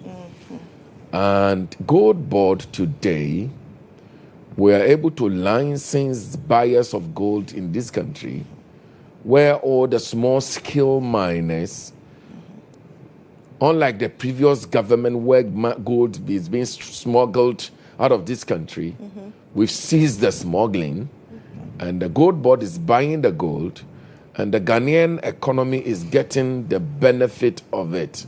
Okay. Today, Gold Board is making more than almost $1 billion profits into this country, into this economy. And our people in the other side, the MPP, realizing that the Gold Board is the game changer. The Gold Board is strengthening our currency. The Gold Board, very soon, our CD, I personally see the CD to be fighting the dollar before the end of 2026. We may be buying a dollar at 6 cedis. 6 cedis. Knowing this is what is happening. You are projecting that and that's what I see. Before the end of 2026. Exactly. Giving all indications constant and looking at what we're doing now. The indications meaning you're going to inject more capital? Giving the indications of what this Gold Board is bringing into this country, what Dr. Atuforsin is doing, the discipline in our fiscal management of the economy, putting the money where our mouth are, where it deserves, cutting down all profligacy in our expenditure, making sure the economy is actually looking at where it's supposed to go, creating job, putting big push and all that. What I see is that by the end of 2026, we may be buying a dollar at 6 cedis. Now, the MPP seeing all these things would want to run down the Gold Board. I want to appeal to them that, you see, if this country goes well, it goes well for all of us. I think that if you're not able to do what His Excellency John Dramani Mahama is doing today, what you have to do is to pray for him so we can all enjoy the benefit. After all, we can have two Minister of Finance. We can't have two presidents. It's not possible. We can't have two director of a particular institution. It is just a human being, Ghanaian, who will manage those institutions. So allow those who are working to work. Allow the young man, Sami Jemfi, with so much intelligence, so much seriousness, and so much love for his country, so much zeal, so much professionalism, so much competency, Sami Jemfi, to work for this country. And so that we can all benefit, so we can all have the benefit the country deserves. Look, all the monies that we're making from Gold Board is not going to Sami Jemfi's pocket. It's strengthening this country. It is strengthening the city. It is strengthening the economy. And everybody is getting the benefits. Okay? Look, back tax is gone. Today, what's the name? COVID-19 tax is gone. And that tax was one thing when I mentioned, I feel so bad. Why? My dear, we were in this country when HIV/AIDS came. I mean, the virus was so deadly, was so dangerous. The number of people it killed, okay, diarrhea and everything. How will you be taxed when you are ill? Why should you be taxed? Because you're sick. Something you did not even go and buy for yourself. And I thought that was horrible. You know, the COVID-19 period, era, the MPP, Nana Addo Dankwa Akufo-Addo's era, got so much money from the COVID-19 pandemic, yet they couldn't account for what they used the money for. Today, we have little we have in this country. We're managing it well. We are making gains. The economy is reviving. We are back to our feet as Ghanaians. What you have to do is not to go out there and be shouting on top of the roof that operational costs is a loss to Gold Board. Operational cost, and I want to break it down for Ghanaians to understand. Maybe the MPP some time ago, I offered them my service free of charge. I offered to give my consultancy service to the MPP free of charge. I won't even take any money from them. Consultancy. Yes. I mean, how to run their opposition, what we call opposition management. Okay. You know, one of the strategies they could adopt now is to shut up. Shut up strategy. Keep quiet. Because you see, sometimes when you don't talk... How would that make Hold on. Sometimes when you do not talk, okay, you make a lot of sense. Hey, yeah, nobody know your ignorance when you don't talk. Everybody thinks that you're good. But when you talk, okay, sometimes you really expose yourself.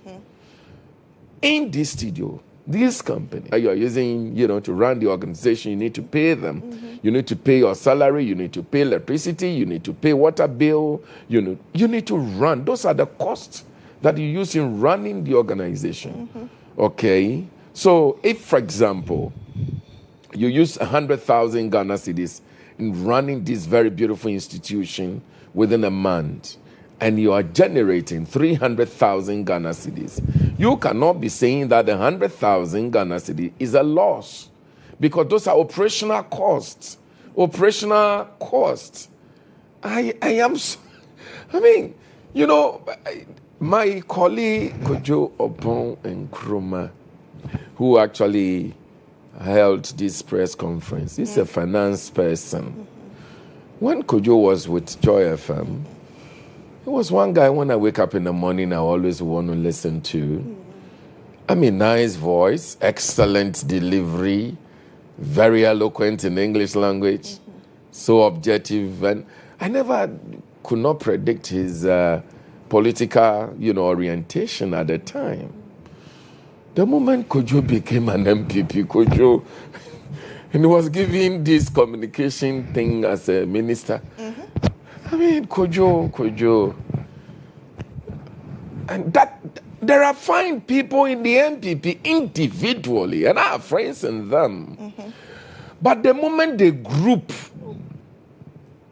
as an organization called MPP, their character and their behavior,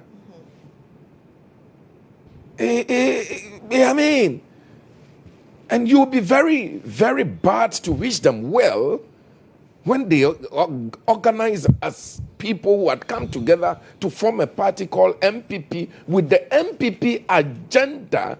You'll be very, very bad, and you will not do this country well if you wish them well. And these are people who are so dangerous when they get together. Individually, they are nice people, and that is what worries me. The moment they get together with that agenda of MPP, they become so dangerous to the progress of this country. And I sometimes, it makes me feel very, very disturbed, and I don't know why it should be like that. Today, Sami Jemfi is one young man whose activity as Gold Board is helping this economy to stand. And you can't take away from him. He's a young man whose future is so brightened politically. You can't take it away from him. And I thank His Excellency John Dramani Mahama for making Sami Jemfi the CEO of Gold Board. And making Atuforsen, my senior brother, the finance minister. I can assure every Ghanaian that we aren't coming back. We aren't going back. We're moving forward. This country, the reset agenda will continue. The agricultural sector will work. Thanks to my brother, Eric Opoku, Honorable, you're doing so well. Look, every sector of this economy will grow. Our city will gain more strength. Okay. Traders will trade well. The big push agenda would happen. Okay. Look, my brother Agboja, Government, you're doing so well. Okay. These will happen. His Excellency John Dramani Mahama, this country will have you at heart. Okay. We will remember you. Okay. You will become... I think that this morning I need to be issuing a lot of invoices. You know? No, look, His Excellency John Dramani Mahama's work for this country will never be erased. Okay. When you look at the history of this country, there are some governance that I wish we could cut and erase from this country's history. Because it's so disgraceful. His Excellency John Dramani Mahama will become a steady platform for young people coming up and growing to come and study how to govern, how to love country. And you see, His Excellency John Dramani Mahama is down to earth. He goes to the level of everybody. He don't go to occasions and ask chiefs to rise before they shake him. He goes down. Look, I saw him one day. His Excellency Mahama was at occasion. There was one chief whose walking stick fell. Oh my God. His Excellency John Dramani Mahama, the President of the Republic of Ghana, the commander and the commander of the armed forces, in chief of Ghana Armed Forces, bent down, picked the walking stick for the chief, and handed it over to him, shook hand with him. That is a mark of a humble, intelligent, God-fearing man. You see why I won't fault those. I won't fault those who are since asking we've been talking that. about gold and its attendant issues, let me introduce you to Pure Ghanaian Gold 005. We also have one on the Oxford Street in Osu, 055-677-1438. You can reach them on. We also have one on the Otele Avenue in East Legon. The number to reach them on is 055-3163-811. At the Marina Mall on the Spintex Road, we also have a showroom there. You can reach them on 0556-771-414, 0556-771-414. In Community 11 in Tema, we also have a showroom located there. You can reach them on 0556-771-415, 0556-771-415. In Kumasi, we have a showroom located at the Ampoma Arcade.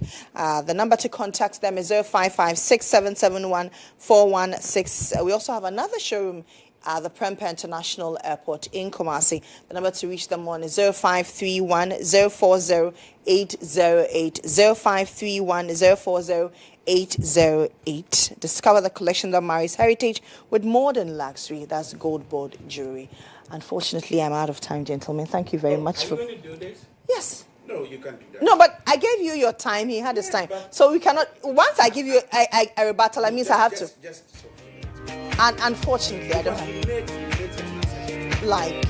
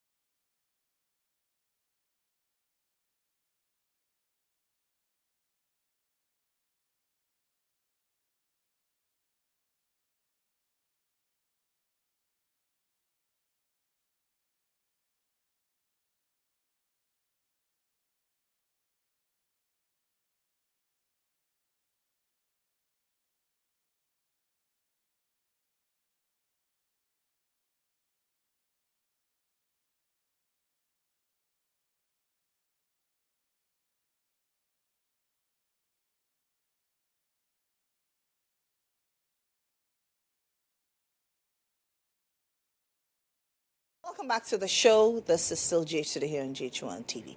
Now, at the beginning of every year, the University of Ghana holds an academic event that is called the New Year's School. I'm sure a lot of you have heard about it.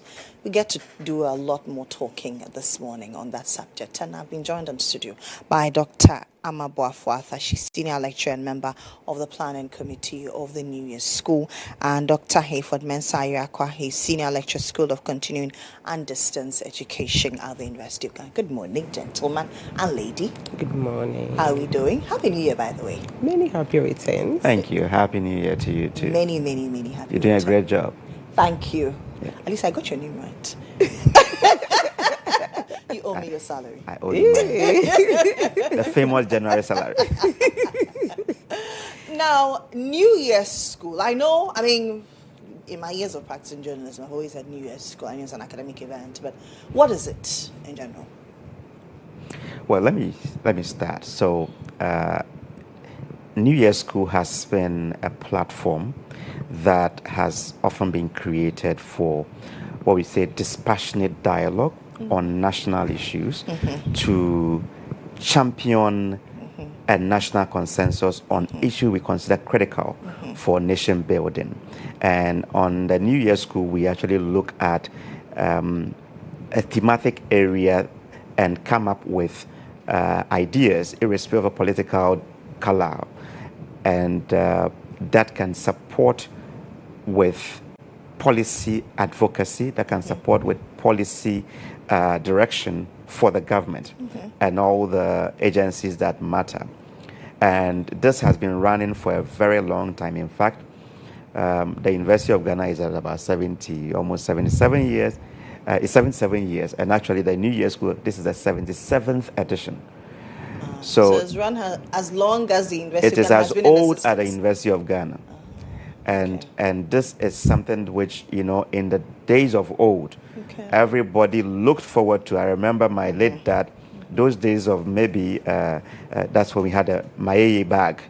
They will always look forward to New Year's School because it's something that brought together all kinds of persons from academia, from civil society, from public service, together to think collectively about how do we take our nation to the next level. And this has actually been maintained, sustained for all these years. And over in recent years, we've had different administrations actually taking a lot of cue from it and have consistently been a participant or participants within the framework. I recall the previous administration who were actively involved. The current administration has demonstrated a lot of interest as well and are actively involved. In fact, as we speak, the opening ceremony is today.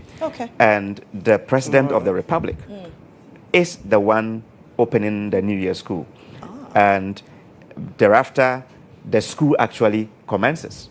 And it commences in... How long is the school, the duration? So we actually, it's starting today, Monday, and it's ending on Thursday. So Thursday participants will be leaving. So Yes. So it's a 3-day school? 3-day school. But usually we have, in recent years, have put together a youth school alongside because, like I said, it started with a certain objective. But as we moved on, we also realized the need to carry the younger generation along because the needs are different. Especially now that you have a certain Gen Z. Absolutely. Absolutely. So we have a lot of young people, and if we say youth school, we are just not talking about just the Gen Zs. We bring people as low as basic school, high schools, who come together and sit with us. And we take them to specific areas. And you'll be amazed to see some of the things that these young people are doing. And when they get a platform to showcase their intelligence, to showcase what they can do, we are often wowed by them. And that is really something that we're excited about. And this year's edition, 2026, is just starting, and we are looking forward to an exciting time this week. Dr. For the years that this particular New Year School has existed, has it shaped public policy? Has it shaped development? Has it shaped governance? So over the years, like my colleague said, we try not to focus on just the academics. So we bring all the policymakers come. We have people from industry. So the communique that is even issued at the end of the program gives direction to what should be expected. So when you go, so we have colleagues calling after the ceremony, say, can we have the communique? We want to include portions of what was discussed in their policy plan, in their activity. So I believe over the years, it's been a very useful, interactive platform for both policymakers as well as those in industry. How is it shaped? So I come to the New Year's school and then I listen to speakers speak, and then walk us through how usually the New Year's school runs. So we have different panels. Okay. So each depending on the theme.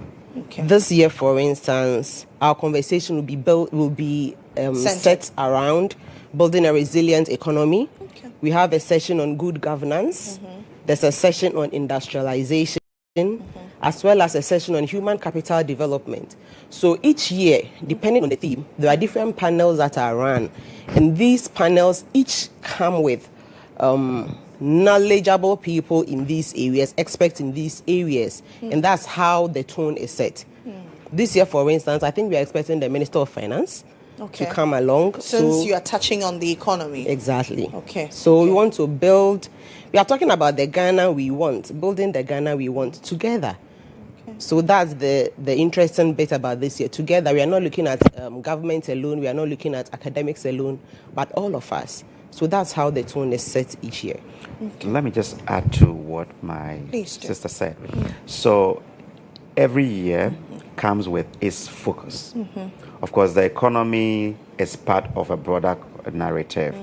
And so depending on the focus that we are having for the year, we identify the sub-themes that would come together. Now, beyond the panel that she talked about, participants also have an opportunity to contribute during, group sessions, and each of them, at the end of each sub-theme discussion, we try to have a consensus to say, based on all the narratives that we have had, what is the takeaway message? Now, we put these together, and this becomes our communique and advice that we give to government. Now, in the past, we've seen governments actually taking on and giving the assurances and actually implementing some of the communiques that has come. Of course, sometimes they are quite a lot. You can't track everything. But depending on which unit or department or agency or ministry that this applies to, it's directed to them. And it feeds into their policy dynamic. Another part of it is that it serves as an opportunity for policy decentralization or dissemination. Now, sometimes the policy might look good on paper, might look good up there, but the people who are supposed to be running with these policies may not fully understand. But it gives an opportunity for participants to sit with the persons who matter, the minister, the technical people, to break things down. Down to see that, okay, when we say digitalization, when we say city stabilization, when we say industrialization, when we say youth development, these are the areas. And we tackle this from different angles depending on the experts that we bring. So that is another way that has shaped policy. And for me, the big takeaway around the policy shaping is the opportunity to bring things to the level of the ordinary person, to see how together we can play different roles in moving the country to the level that we all want it to be. Okay. It starts today, ends on Thursday. How do people participate in this? Okay, so there's a registration panel, a platform that you register to be part of the New Year School. By registering, that means you have access to conference materials and all that, meals and everything inclusive. So I think the registration fee is 1,500, and you have access to meal. I think that there's breakfast, there's lunch, and that is all catered for, as well as the conference package. So I want to invite everybody to participate, and it will be an exciting time this year, especially with the youth school. Okay, especially with the youth school. Yes, so one of the things which is unique about this year, unemployment is a big issue Sure. I've heard you talk about it. Colleagues, there's government, everyone is talking about it. The university as a body is championing a lot of employment-driven initiatives. So when you come to the university, for example, we have the Digital Youth Village that is doing amazing stuff, which is focusing on training people in areas of digitalization. We have the Incabom Collaborative, for example, which is focused on working on supporting young people with the skill set and employability and job creation, job establishment. All of these, we are putting together a special panel where all the different initiatives that the university is championing to create jobs, we are going to get these projects together, and together with the policy makers and the ministers, they would show them what the university is doing. But not just what the university is doing, but also showcase what these young people are able to do. That for us, it's a way of bridging the industry, academic, policy gap. And hopefully, the ministers and the policymakers can see some useful thing that can feed into what they are doing and can equally show some of these young people what opportunities there are that they can actually also plug into. So this for me is one of the things I'm actually looking forward to. And Doc, the 1 Million Coders project team has been in contact with the Digital Youth Village. So that is all seamlessly moving along together in that space. You have to be there. That's a good one. Now, over the years, are there certain outcomes that you build on for the next one? So let's say the 76th edition. Were there certain outcomes that came out that you are building on for this year's 77th edition? Absolutely. So in the past, we've had, like I said, the youth school. It used to not be part of it. But over the years, it came up strongly that we're talking and thinking the future, but the young people whose future we are discussing are not at the table. So first, get them there. So that became an outcome which we built on. And that has moved on. We've also gotten to the point where the conversation is that, well, we are still talking about youth school. Yes, the youth school is usually, it runs parallel to the New Year school. But it came to light that, look, the young people are not just future leaders. They are leaders of today. They are doing amazing stuff. And we need to find a way of bringing things together, integrating them. And that is one of the things that is leading to the conversation I just talked about, where we are showcasing what the youth is doing, where we are creating the platform for all the partners that matter to be around the same table, to see what they are doing, to raise their frustrations that they have, to also listen to policy angle of issues, what is available, how your frustrations could be addressed, and that for us become the way forward. And hopefully based on the experiences of this year, it would inform how we shape the next 78th edition and moving into the future. Are you also taking advantage of AI? Are you talking about AI? When we talk about the Digital Youth Village, you cannot rule out AI. There's a whole data center being put up, and it's all in support of this. So it will be exciting to have you there so that you will see for yourself. And then when you come on set next time, you would know that there's something awesome going on at the University of Ghana. So AI is absolutely inclusive. Who are the speakers for this year? So this year, we have the president opening the school, like we said, and we have civil society. We have, Hayford, remind me. Yeah, so it's built along themes. Okay. And so depending on the theme, there will be different panels who are coming.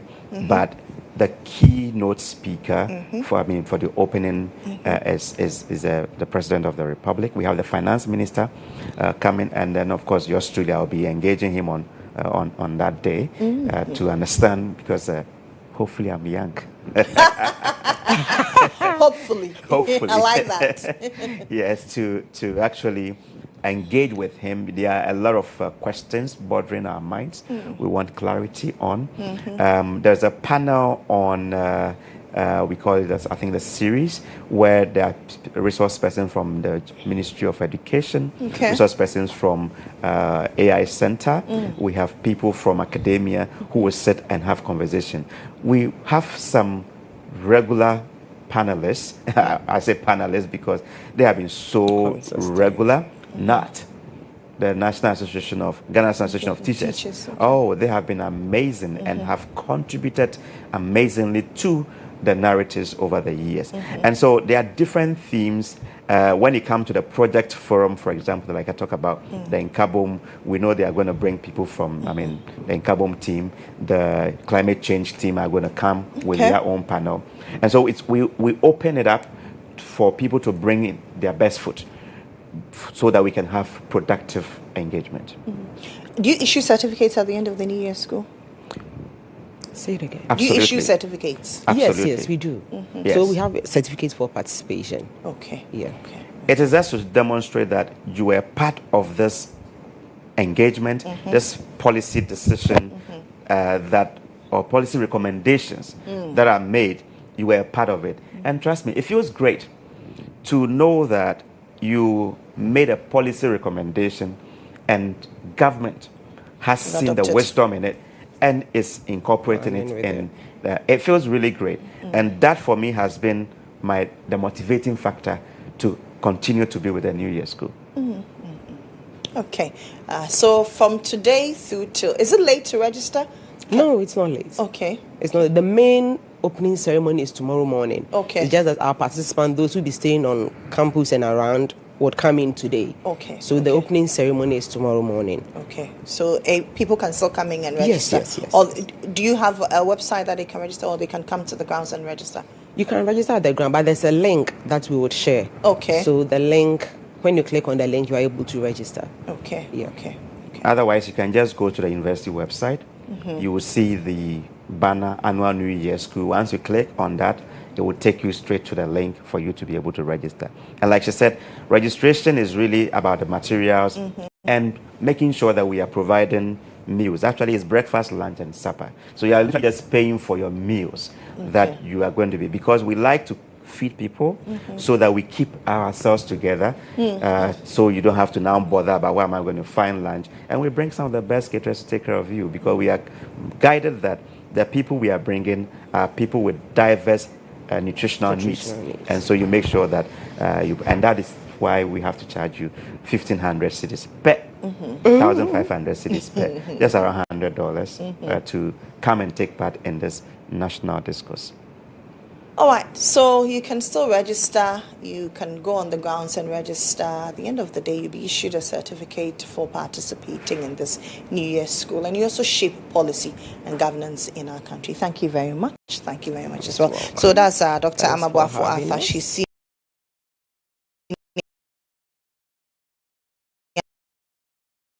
lecturer and member of the planning committee.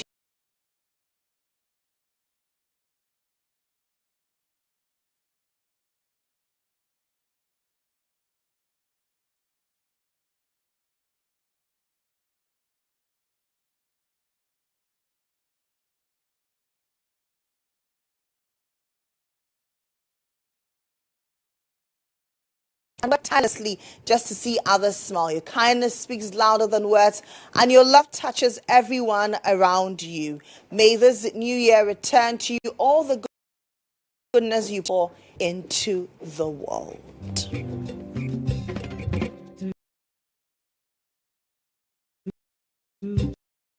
This is from your children to you.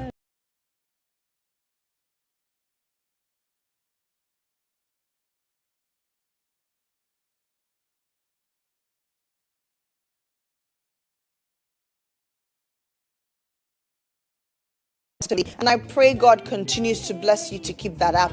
May the universe be kind to you,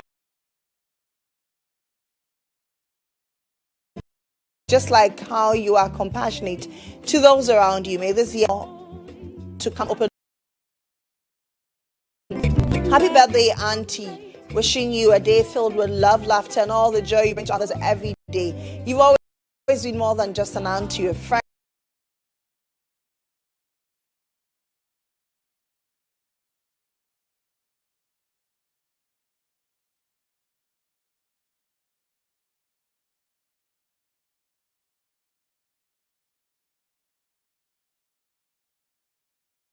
and a guide and a wonderful part of my life. May this year bring you good health, happiness, and everything